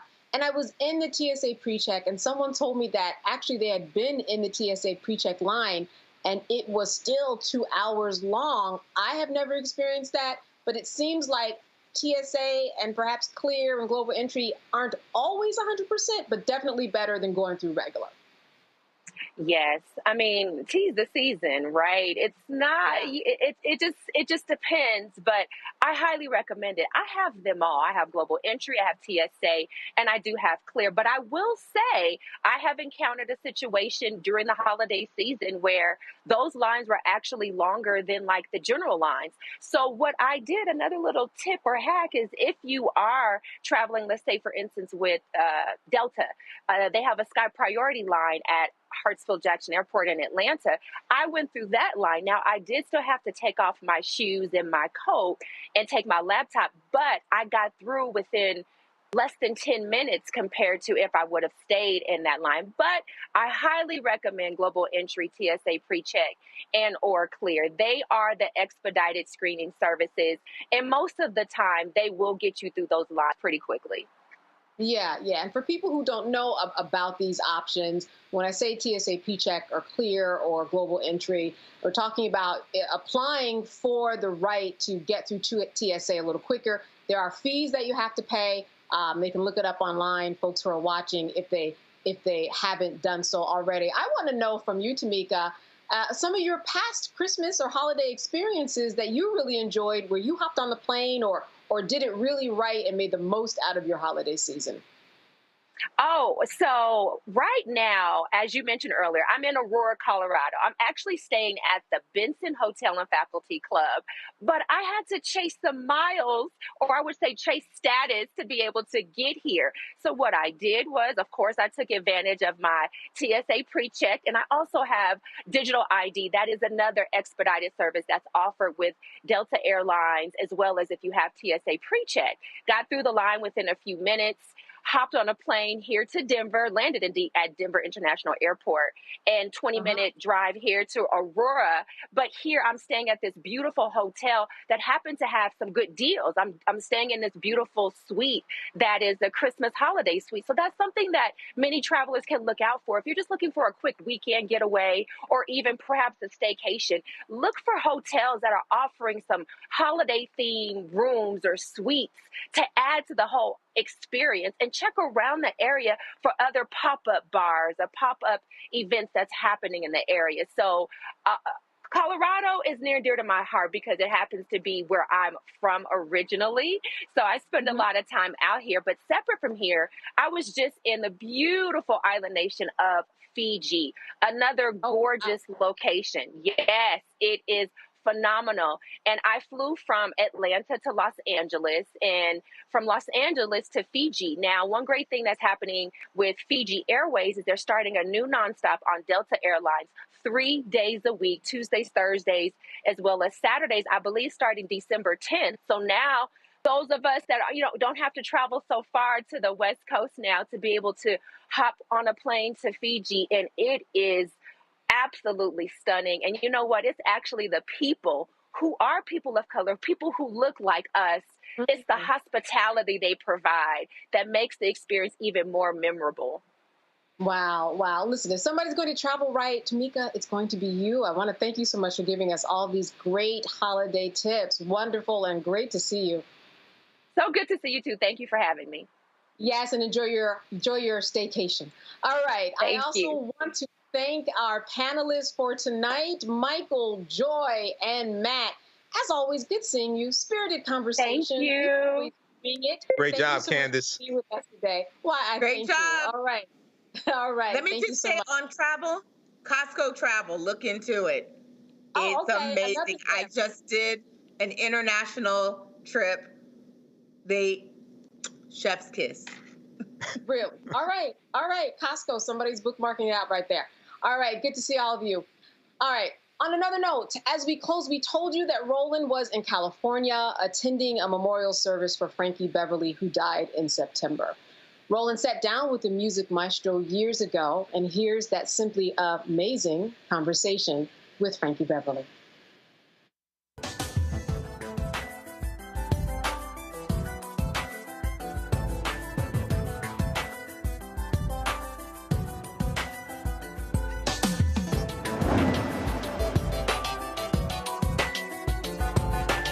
Another special edition of News One Now, a conversation with the front man of one of the most prolific bands in modern music history, Frankie Beverly. We'll chat about his musical roots, the evolution of Maze, the unique relationship Maze has with a loyal African-American fan base, and the foundation for their illustrious music career. For 40 years, Frankie Beverly has been the voice behind the band's amazing, unfiltered soul and funk. And with mega hits like Happy Feelings, Golden Time of Day, and Before I Let Go, their infectious rhythms have stood the test of time more than most musicians will see in a lifetime. Maze has never won a Grammy Award, American Music Award, a Soul Train Award, or experienced mainstream success, but the band has endeared themselves to a devoted African-American fan base. And no barbecue, no family reunion or wedding is complete without their music at the family get-together. Armed with his arsenal of music anthems and broad spectrum of musical influences, Frankie Beverly is the creative spark of this phenomenon. He's simply, along with Maze, amazing.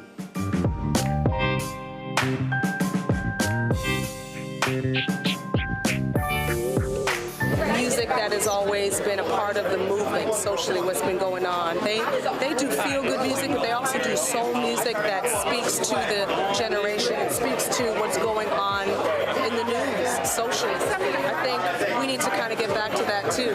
I think the audience needs to understand that us as artists not only do what we do because we love what we do, but we use this as a platform to get a message told as well. And I think Frankie Beverly and Maze do that. Frankie Beverly and Maze are road warriors. They're always out there gigging. I mean, you can't pick up a newspaper or anything out without seeing Frankie Beverly and Maze, Frankie Beverly and Maze everywhere in the world ever since they've been going. You know, they're the kind of group that back in the day, R&B groups wanted to be like. The fact that he hasn't made an album in like 52 years and it still resonates with us is it just shows you it's real music, real instruments, and it comes from his soul. If you ever seen him perform, it's from his soul, it's his gut. Like, I've seen him at least 15 times, and he's probably performed over 800,000 times. And every time I've seen him, he acts like the song, like probably the first day he ever wrote or performed the song. It's so real. I mean, I remember growing up and, you know, my parents playing it in the house and also just going to so many jazz, like Sinbad's jazz festivals. I used to go to that and Sinbad would have them there. And it just brings back great memories of good R&B, you know what I mean? Favorite Frankie Beverly and Maze song of all time is Golden Time of the Day. And it's because I'm a sunrise person, but I also love the sunset. So that song just puts me into a whole nother space and like really kind of gets me into a vacation or a chill out mode no matter where I'm at. Frankie Beverly, what's happening? Hey man, you know, hanging in there. Y'all good? Hanging in there. Y'all been at this thing a long time. Yeah. And what's interesting is, and I'll never forget, you were performing in Dallas, and Gap Band came on before you guys came on, and you came out there and you said, hey, we're working on this new album. And the whole audience cracked up laughing. They just cracked up laughing like, man, whatever. You know what? Sing what we know. Yeah, you know, that is true. And it's a deeper relationship between Maze and their people. I can't put my finger on it, but I recognize it and I see it. So that's why they don't care. Yes, they want something new, but it's not the old record business kind of thing. Hey, you better put something out soon, otherwise people will forget you and blah. But that never happened with us. So, and it's turned into what you see now. It amazes me to this day, man. The reason why I like Joy and Pain is because that's what their music is. Their music is about happiness. Their music is about sadness. It's about reflection. It makes you feel good. It evokes emotions. And, you know, it's not bad backyard barbecue music. Yeah, we love Frankie Beverly and Maze. One of the reasons we love art as a collective, as humanity, is because we recognize the highs and lows, and we see ourselves in it, and Frankie Beverly and Maze is not just musical and lyrical. Before I let go, I feel like, I mean, that's just like family reunion. That just brings back all the nostalgic moments in my head, you know? It's just like, that's the song that everyone knows. That's the cape. So before I let go, I think, so yeah. You can't pick one. Everything about them is fabulous. What would you say it is that what makes your music so unique that touches people in a different way? Love. It's gotta be love. It's bigger stuff going on than this is not just us or me or something. There's some other things going on in the background. We have a helper that does this for us. I believe that. I'm a believer. I believe in Jesus. And it's about that to me. It's about love. That's the difference between Maze and Maze's people. I look out in the audience, man, and I see people getting along. It just inspires and multi-generational. Just everything. You got grandmama and grandfather and their children and their kids' kids. It's just amazing, you know, and it's just enthuses me. I'm from I'm the ex-flower child. So this is like unbelievable to me. I don't know if there's another act. Oh no, that's ever this kind of thing has happened. Oh no. I'm being look. I've told people. I've said this. In fact, I remember when I was on CNN, I said it too. I said white folks got the Grateful Dead. Yeah. They got Fish. And there's Maze. I said, it's just, they come into town, you ain't even thought about a new song. I'm going, and you know you're gonna party, and you can bring your kids with you. You know you're not worried about folks being butt naked. Right. You're not worried about cursing. Right. You're not worried about any of that. Right. You know it's gonna be about an absolute good time. We're gonna get down. We're gonna have a good time. I like sunshine and the rain. Would you do it by yourself?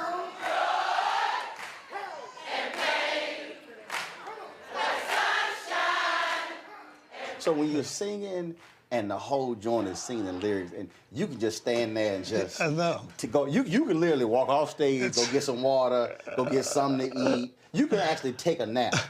Because all the band got to do is just switch the song. They gonna start singing whatever the band. You're right. I mean, you're actually right. I mean, there's times when I'm hoarse and stuff, and that just saves me. The people just, y'all sing. Okay, we got it. Sing it with all your might. Joy, well, and pain. I like sunshine and rain. Sing it with me right now.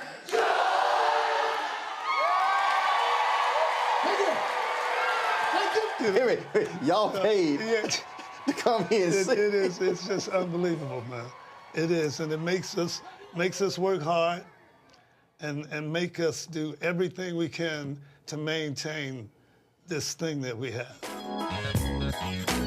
I love Happy Feelings, though, because it makes me happy. And I think, like Melinda said, it's their feel-good music. It feels good. It makes you happy. And that's what I want in my life. And I think that's why they have such longevity. It's like they've been around forever. They don't get old or anything. Happy Feelings.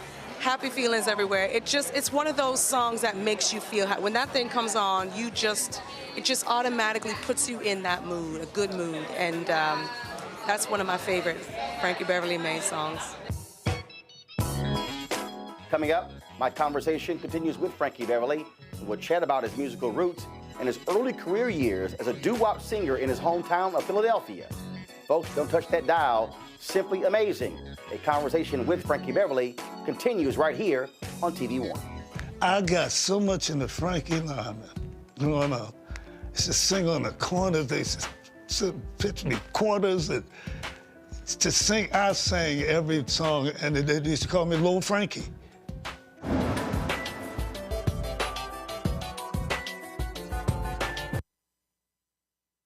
Hi, I'm Isaac Hayes III, founder and CEO of Fanbase. Fanbase is a free-to-download, free-to-use, next-generation social media platform that allows anyone to have followers and subscribers on the same page. Fanbase was built through investment dollars from equity crowdfunding from the Jobs Act. People just like you helped build Fanbase, and we're looking for more people to help build Fanbase. We are currently raising $17 million in a Regulation A crowdfund on StartEngine. We've already crossed $2.1 million, but we're looking to raise more capital from people just like you that deserve the opportunity to invest in early-stage startups without having to be accredited investors. So right now, I'd like you to go to startengine.com/fanbase and invest. The minimum to invest is $399. That gets you 60 shares of stock in Fanbase right now, today. And then use Fanbase to connect with friends, grow your audience, and be you without limits.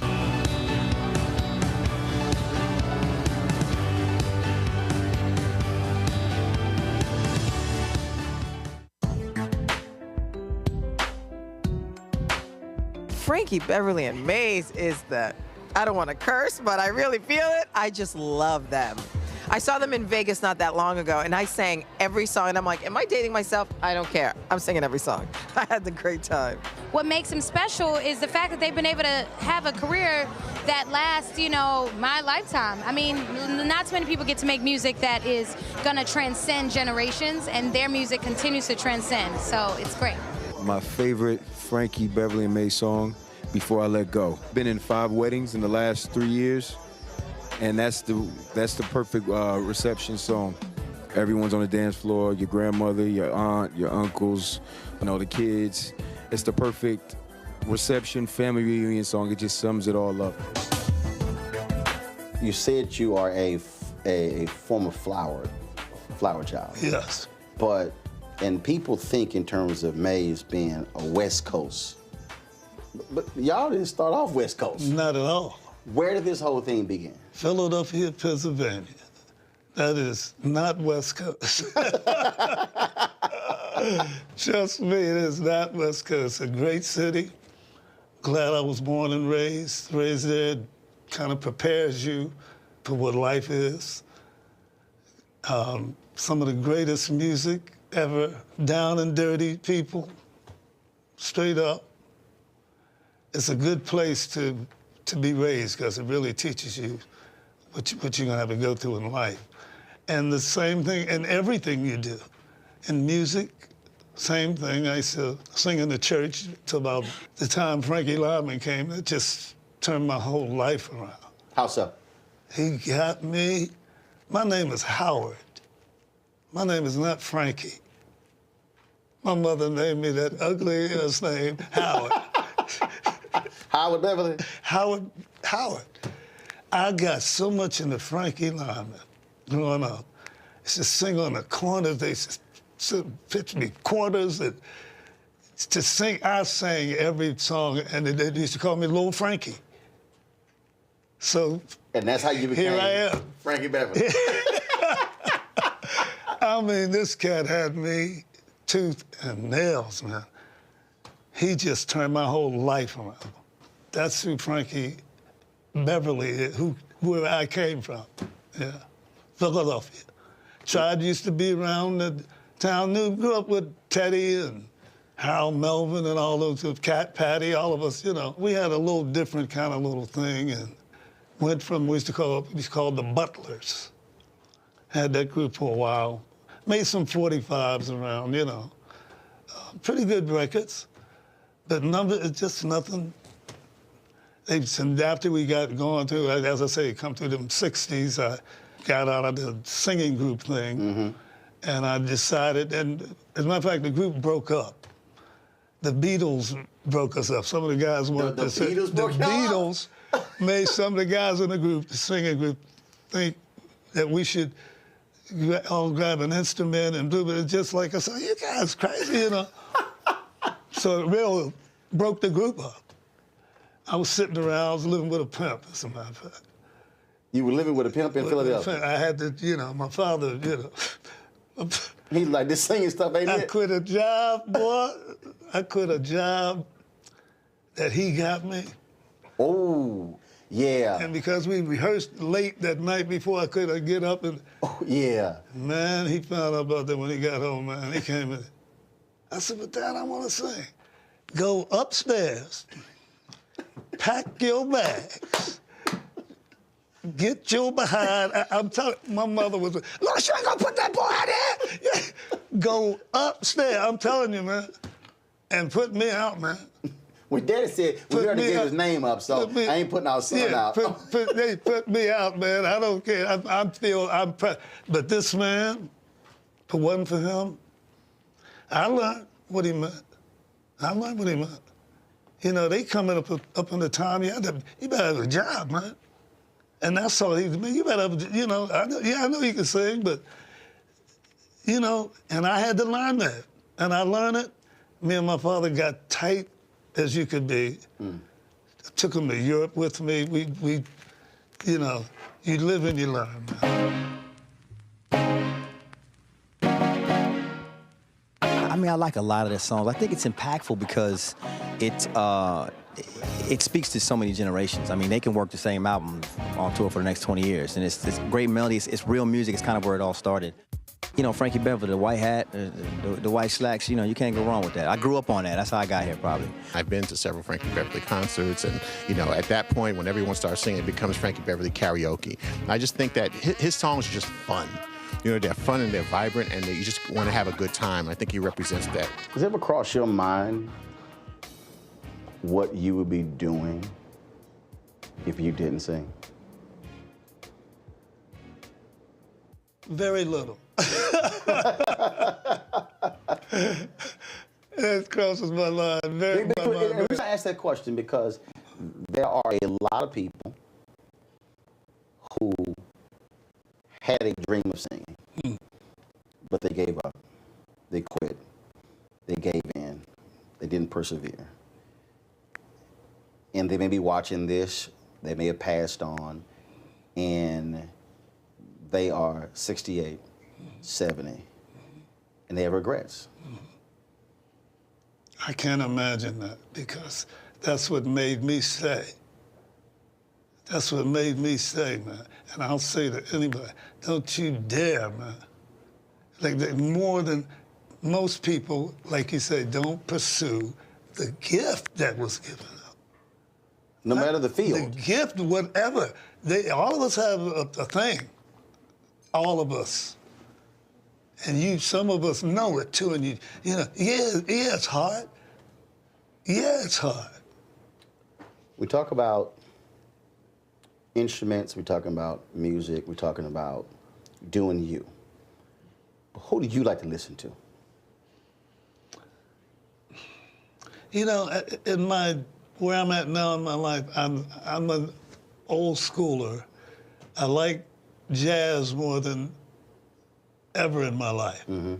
I play a lot. I love Miles Davis. I love his temperament, his whole thing. But I will also go on like international stations and hear what other people do too. I'm not a hit breaker type thing. I'm not so much into that.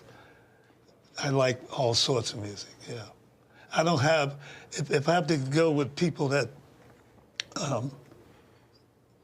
I really love, and I would have to be old school. You know, I like the older singing, the older Sarah Vaughan and stuff like that. Like I said, Charlie Parker, I love too. You know, I just kind of really like that, and the great songs. You know, it's just more or less that than what today's thing is. Laid back kind of girl, you know what I mean? Because I'm a laid back kind of guy, so I like a laid back kind of girl. And you can go Joy and Pain, you can just go on and on, you know what I mean? Golden Time of the Day. You know, every song just touches on everything, every emotion that's inside of you. And, you know, I always love seeing them in concert, and until the day they stop singing music, I'm going to continue to listen to them and continue to go to their concerts. I'm not going to pick one. That's like picking your favorite child. You can't do that. Who's your favorite child? Come on. You can't pick one. You can't pick one. It's an impossible question. You can't. No way. My favorite song, I don't know. It's a lot of them. That's kind of hard. After the morning after. Know that one? Oh, after the night before. You trying to get me to sing, huh? I like that one.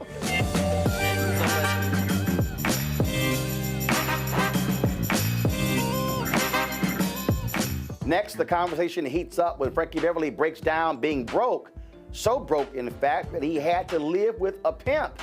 Yeah, you heard me right. Wait until you hear this story. Plus, the soulful singer Marvin Gaye helped him get his financial footing and bring Frankie Beverly and Maze to life. Folks, you're watching Simply Amazing, a conversation with Frankie Beverly right here on TV One. He originally wanted to produce a record on us. And so years went by, and the man was taking care of us. He bought us new equipment, paid about a year back rent, because we didn't have much, man. We all lived together.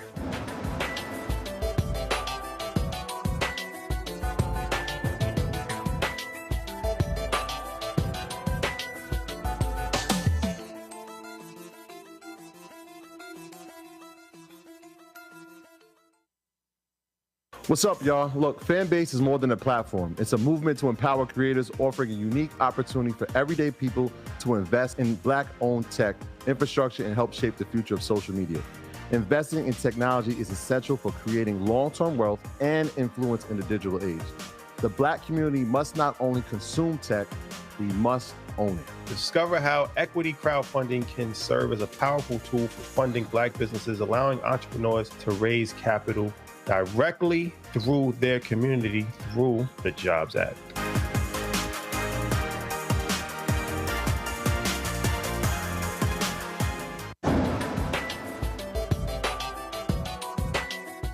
So you're living with this pimp in Philadelphia. Yeah. And then what happens? Well, I was distraught because the group broke up. So I didn't know what to do. He was a drummer, old drummer. This was an older guy. Right. Cared about me, really good, good guy. So, and he suggested one night, him and another fella, said, man, let's take you up to Eastern Pennsylvania. I want you to see Harold Melvin and the Blues. I said, I know them, I remember them. But when I knew Harold Melvin, they were just a singing group. You knew it from the neighborhood. From the neighborhood. Not on stage. Yeah, not on stage, but they were singing like the Dells and saying things like that. And he had 4 singers up front and a 4-piece band. So after I left there, it gave me this inspiration to do what you basically see now, a band behind us singers, that's kind of was designed around what I learned from Harold, and that was the first time I had seen basically that in this R&B thing. Harold and them had this set up too, and it inspired me to depths, man. Because I was like, the group broke up, I was, man, being whatever. And them cats, man, get up off your behind, man, get this thing together. And I put together 3 up front and 3 in the back. And you were called? I'd still called it the Butlers, though. Okay. Because it was my name. Right. So we went on, worked clubs. That's that act that went up and down the East Coast, and it made me stay true to that. Yes, as it went along, it got better. We decided to do this, we decided to do that. And now suddenly we changed the name to Raw Soul. So Raw Soul. Raw Soul. And then you have an encounter with the sister of... Yes, Marvin Gaye. We were playing it in San Francisco, went from Philadelphia to San Francisco, chasing a little dream, went out there, starved almost to death, But we still working in clubs. She came in and saw us, really loved us, told us Marvin was interested in a band backing him up that could open up a few songs in the front of him.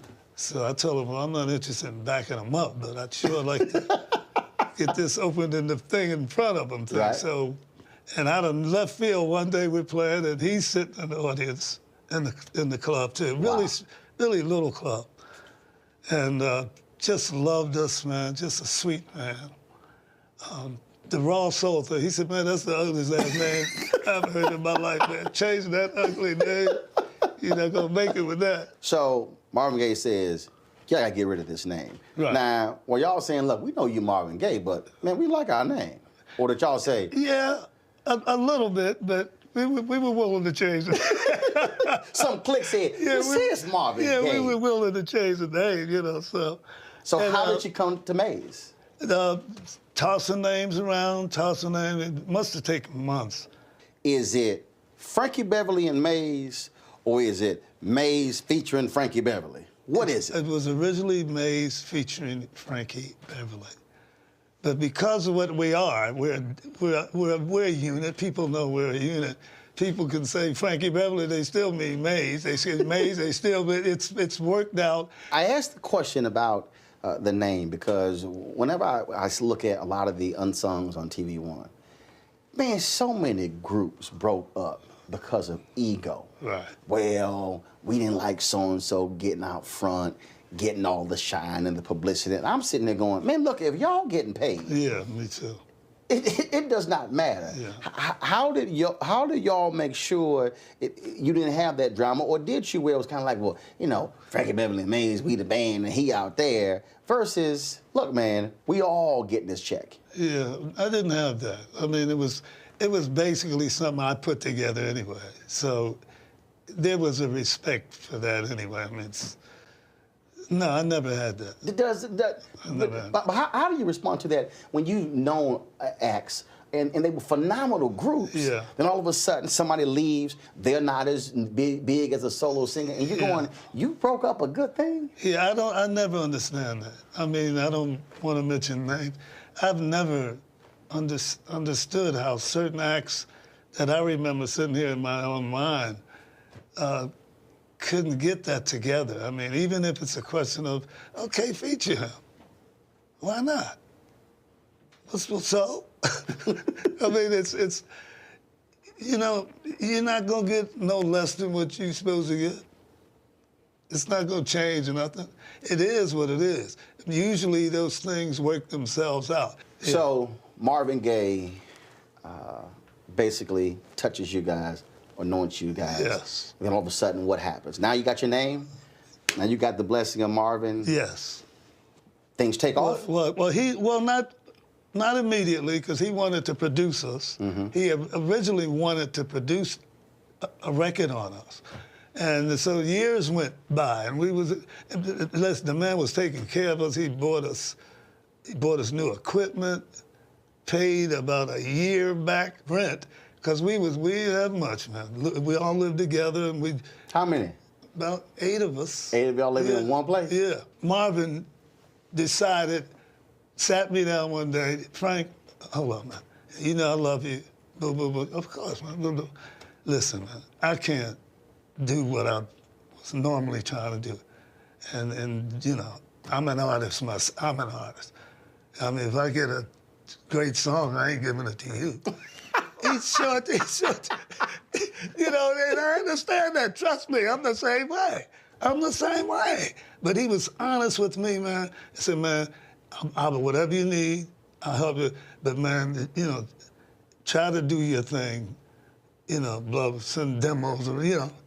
He was very, very honest with me. He was honest, yeah. But surely you were sitting there thinking, okay, I appreciate the honesty, but okay, what we gonna do now? No, because we had kind of made a name for ourselves in the clubs. Again, you know, we had, you know, this thing that we've done all our lives still helped us maintain ourselves. So we were okay. I know he was a good man, and so no, I didn't even trip like that. We sent demos around, and wasn't even maybe over a year. That's long to have a demo floating around. But Larkin calls me one day. Hey man, you Frankie Beverly? Yeah. I gotta have this, man. This is the blip blip blip and all this, man. You know, my then manager was with me. And I handed the phone to him because I had heard this mess before. You know, I handed the phone to him, man. And he's talking, yeah, blah blah blah blah. And I'm looking up at him. He said, yeah. And I said, is he serious? And he said, the first album, Larkin, he was real. He really was. When he met me, he was, man. Yeah, this is the he's always just like, wow, I hope I come through for this guy, you know. But no, he signed us. I had never produced an album, and I want to produce the album. Man, you can produce whatever you want to do, you know. And I kind of want to keep my publish, you know. You can have all your everything, man. Okay. Everything. And that's God right there. Didn't I say that? Because that is not a music business story. Hey, man. Hey. This is for real. First hit record? First hit record was While I'm Alone. Wasn't big, but the first album overtook any single that we put out there. That's why Happy Feelings was never a single. They left Happy Feelings on the album because that was like killing. Have you ever wondered what the logo for Maze means? Well, you'll find out after the break when Frankie Beverly fills us in on the significance of the 7-fingered hand. He also takes me on his trip to stardom and shares why he thinks folks in the South have shown Maze so much love over the years, and why the band is America's best kept secret, although black folks, we know what the secret sauce is. You're watching Simply Amazing, a conversation with Frankie Beverly on TV One.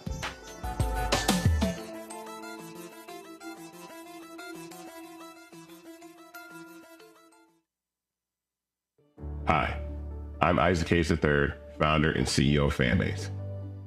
Fanbase is a free-to-download, free-to-use, next-generation social media platform that allows anyone to have followers and subscribers on the same page.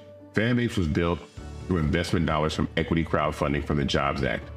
People just like you help build Fanbase, and we're looking for more people to help build Fanbase. We are currently raising $17 million in a Regulation A crowdfund on StartEngine. We've already crossed $2.1 million, but we're looking to raise more capital from people just like you that deserve the opportunity to invest in early-stage startups without having to be accredited investors. So right now, I'd like you to go to startengine.com/fanbase and invest.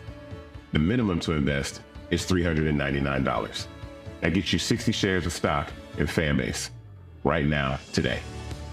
And then use Fanbase to connect with friends, grow your audience, and be you without limits.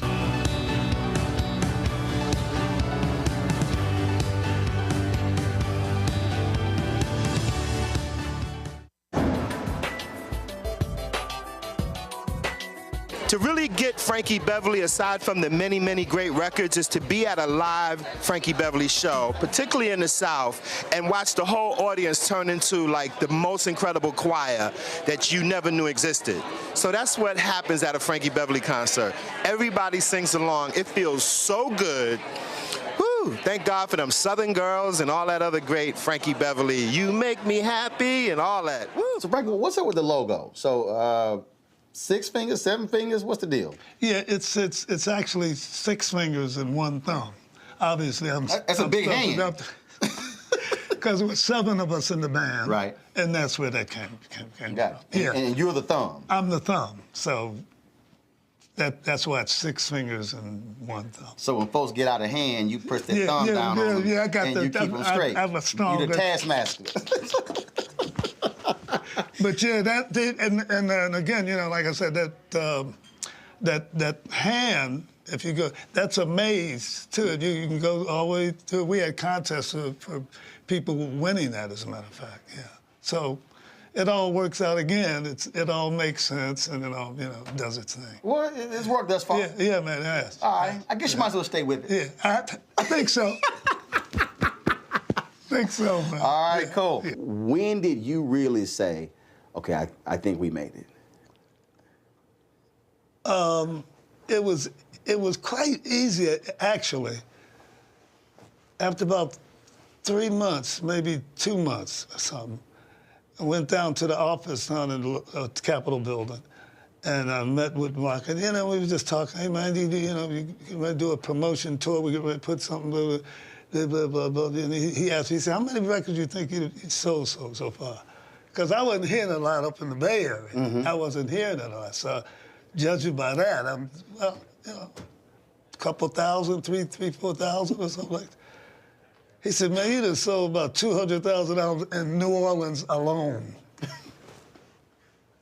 In New Orleans, the record had sold about 400,000 at this point.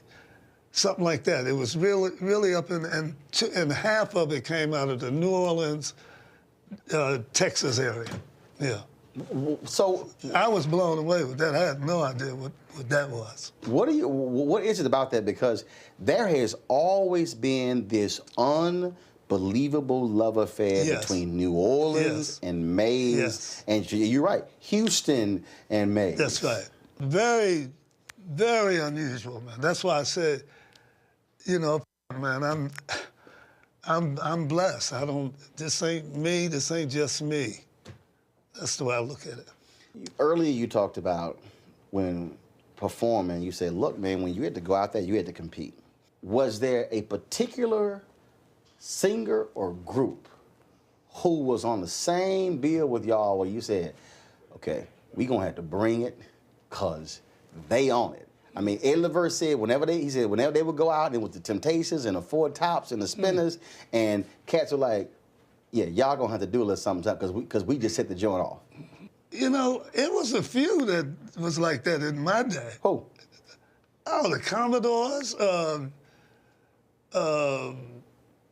War, oh my goodness, the Fire, back in those hippie days, Slide, you better bring it, you better not be messing around.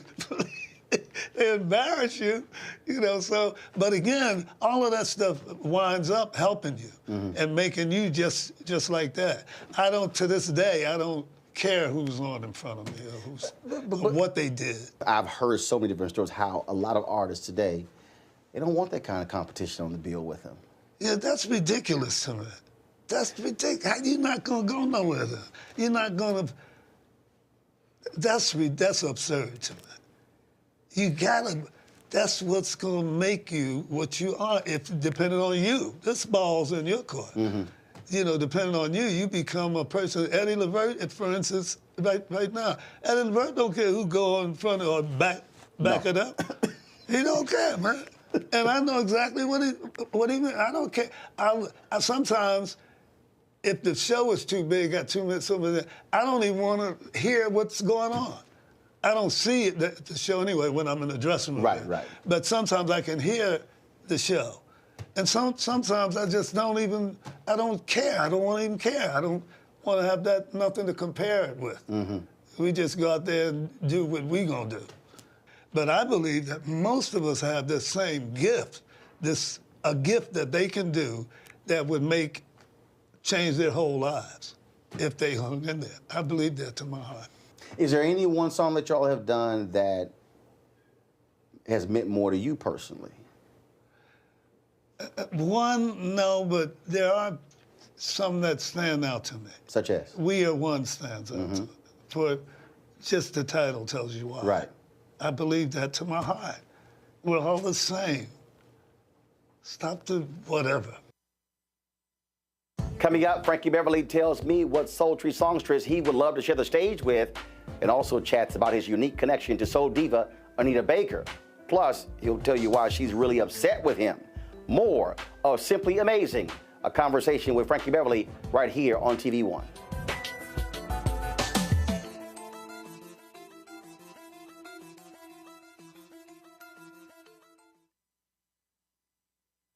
Hi, I'm Isaac Hayes III, founder and CEO of Fanbase.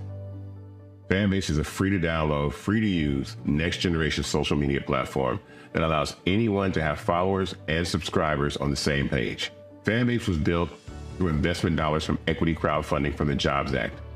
People just like you help build Fanbase, and we're looking for more people to help build Fanbase. We are currently raising $17 million in a Regulation A crowdfund on StartEngine. We've already crossed $2.1 million, but we're looking to raise more capital from people just like you that deserve the opportunity to invest in early-stage startups without having to be accredited investors. So right now, I'd like you to go to startengine.com/fanbase and invest.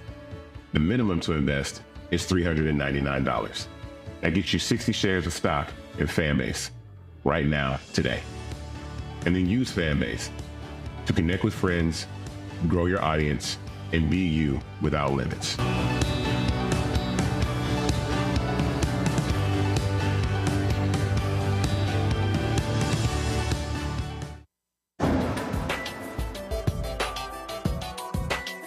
Is there anybody you've always wanted to do something with musically, you haven't had a chance to do so?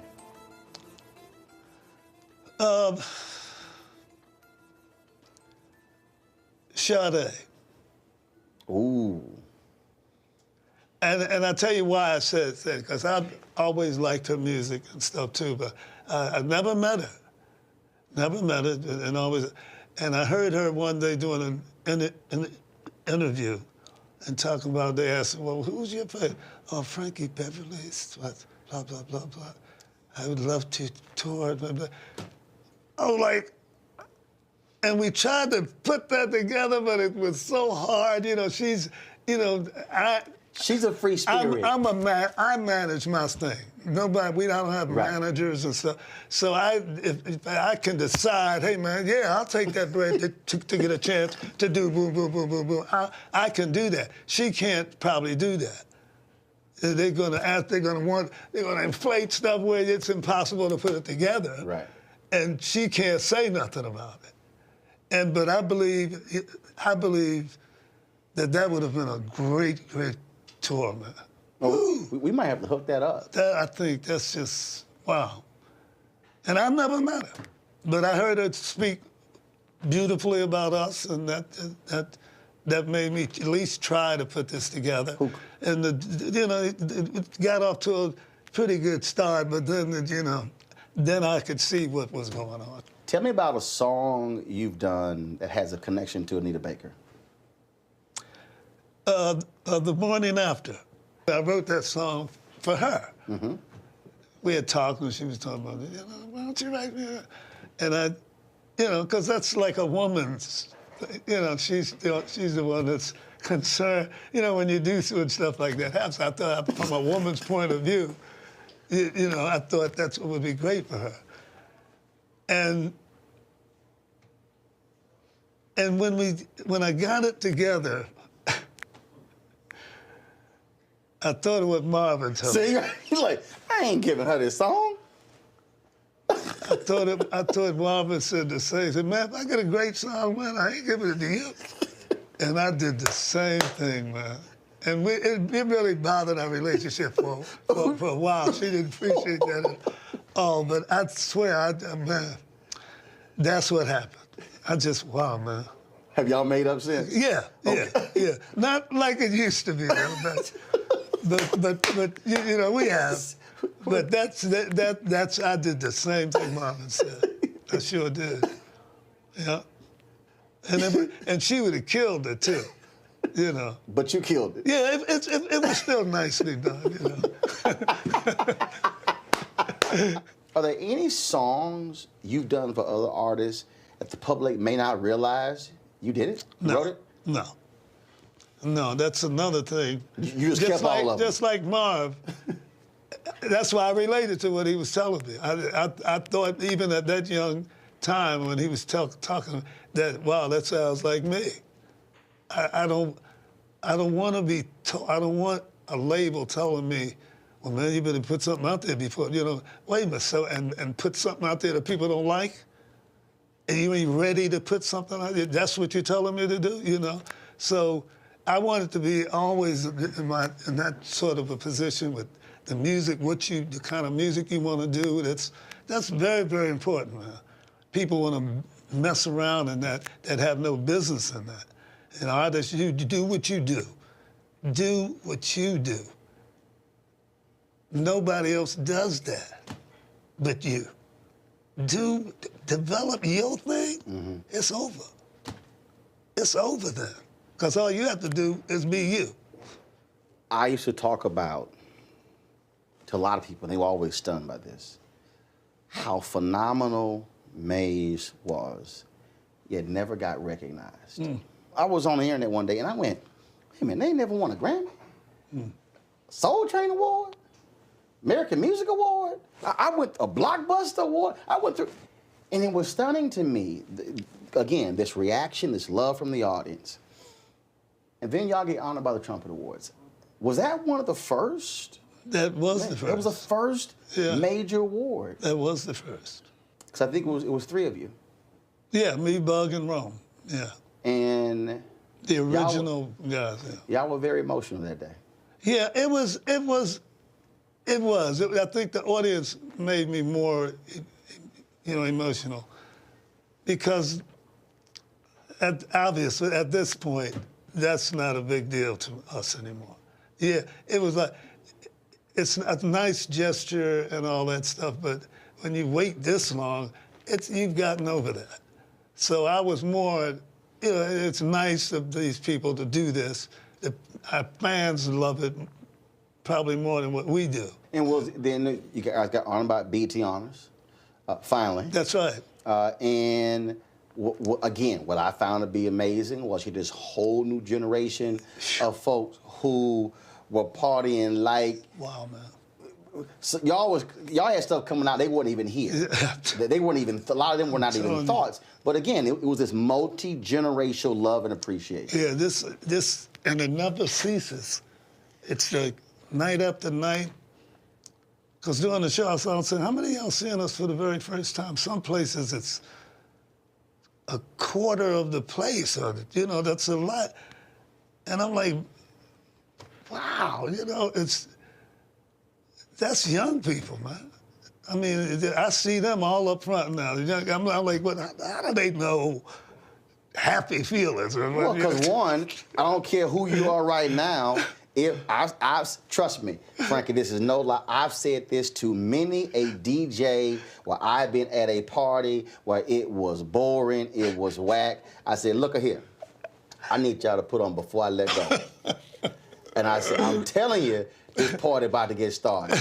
And once they hear that intro, boom, the party goes crazy. Yeah, man. That's what I'm talking about. Man, what can you do with that? There's no way I can complain about any way this thing is going. We have done astronomical. Next, Frankie Beverly opens up about battling vocal stress and how wearing all white linen outfits and his signature baseball caps on stage became his signature look. You're watching Simply Amazing, a conversation with Frankie Beverly right here on TV One.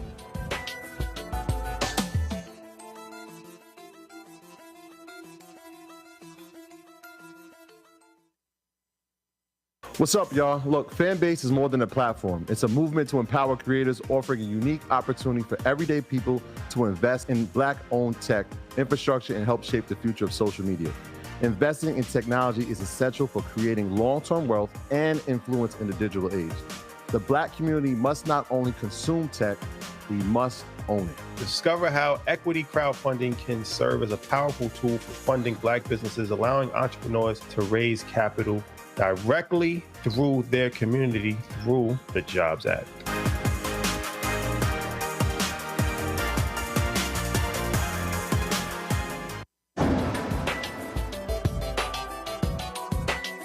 You've had to battle health. Your voice, that's your instrument. That's right. I interviewed Harry Belafonte when we talked about this when he had surgery and how that caused him to lose his voice in his singing career. Lionel Richie has talked about that as well. That is that's a scary thought for a singer, and you've had to battle through that. I've been blessed enough to almost been given this Billie Holiday thing. Billie Holiday had a wonderful, beautiful voice too. But her biggest music came when she didn't have that voice anymore. God bless the child, and when she had made herself find another way to get around this problem. As much as I've been singing about the last 50 years, I was 15 years old when I saw it. 50 years of this, you're gonna have some voice trouble. You're gonna have some. And the only people that don't get voice trouble are the people that don't work. The acts that don't work a lot, yes, you say, damn, they can still, wow, listen to that. They don't work. The acts that work, tour, all the time, you're gonna get voice problems. It comes with the territory. What I've been blessed with, man, is sometimes he works it out for me. And I've learned how to do this thing and still get you. I don't know how. All I know is this is very, very real. Some nights I think, wow. Because it comes and it goes. It's one of them things. It's not, thank God it's not cancer. It's not, it's just road rage. Weariness. Yeah, it's just wear and tear. You know, that's what it is. It's a tread on a tire. It is, man. So, and sometimes it's better than what I think it's going to be. So I've learned man, just get on out there, man. I don't know how many times I've seen you off stage, and you got all black on. And then you got all white on stage. Wait, are you planning this thing? You know, that was a people thing anyway. If you look back on it, if you remember that far back, you know, but I had a bunch of stuff that I used to wear. It wasn't an all-white thing. So where did the all-white thing come from? The people, I would get off stage some places, you didn't wear white tonight, right? You know, people would say that to me. And I'm saying, what's the white thing? You know, so And I decided, well, okay, if they want me in white, I'll just wear white.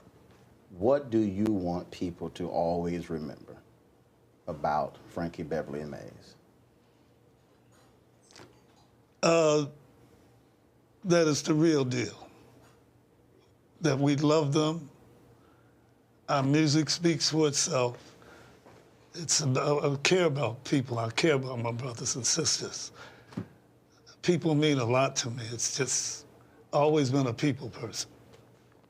I've gotten breaks in my life. And the one thing is just, you know, is this thing called love. And I ain't trying to be this corny kind of, I'm talking about love, real love. Love is the key. Somebody say love is the key. And that's, remember whatever happened, remember Maze and remember me for love. Well, Howard. Yeah. Frankie, man, it was a pleasure. It was a pleasure. All right, man. I Always appreciate good chatting it, man. with you. Appreciate it, man. You're All right, always too. there, too, man. I appreciate it. Yeah, you're always there, man. So how do you put 40 years into 1 hour? Well, we certainly hope you enjoyed our effort to explain what is it about Frankie Beverly and Maze that black folks love so much. Their sound is certainly unique. They are different. I mean, imagine any other group not putting out a new album in more than 25 years. And no matter where they go, folks still show up and pack the joint out, wanting to get tickets to sing and dance to all of their music.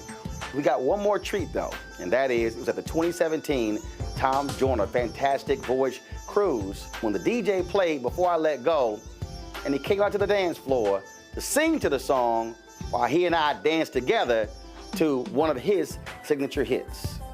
Have a great night, and be sure to tune in to TV One's News One Now every day, 7 a.m., right here. Have a great one.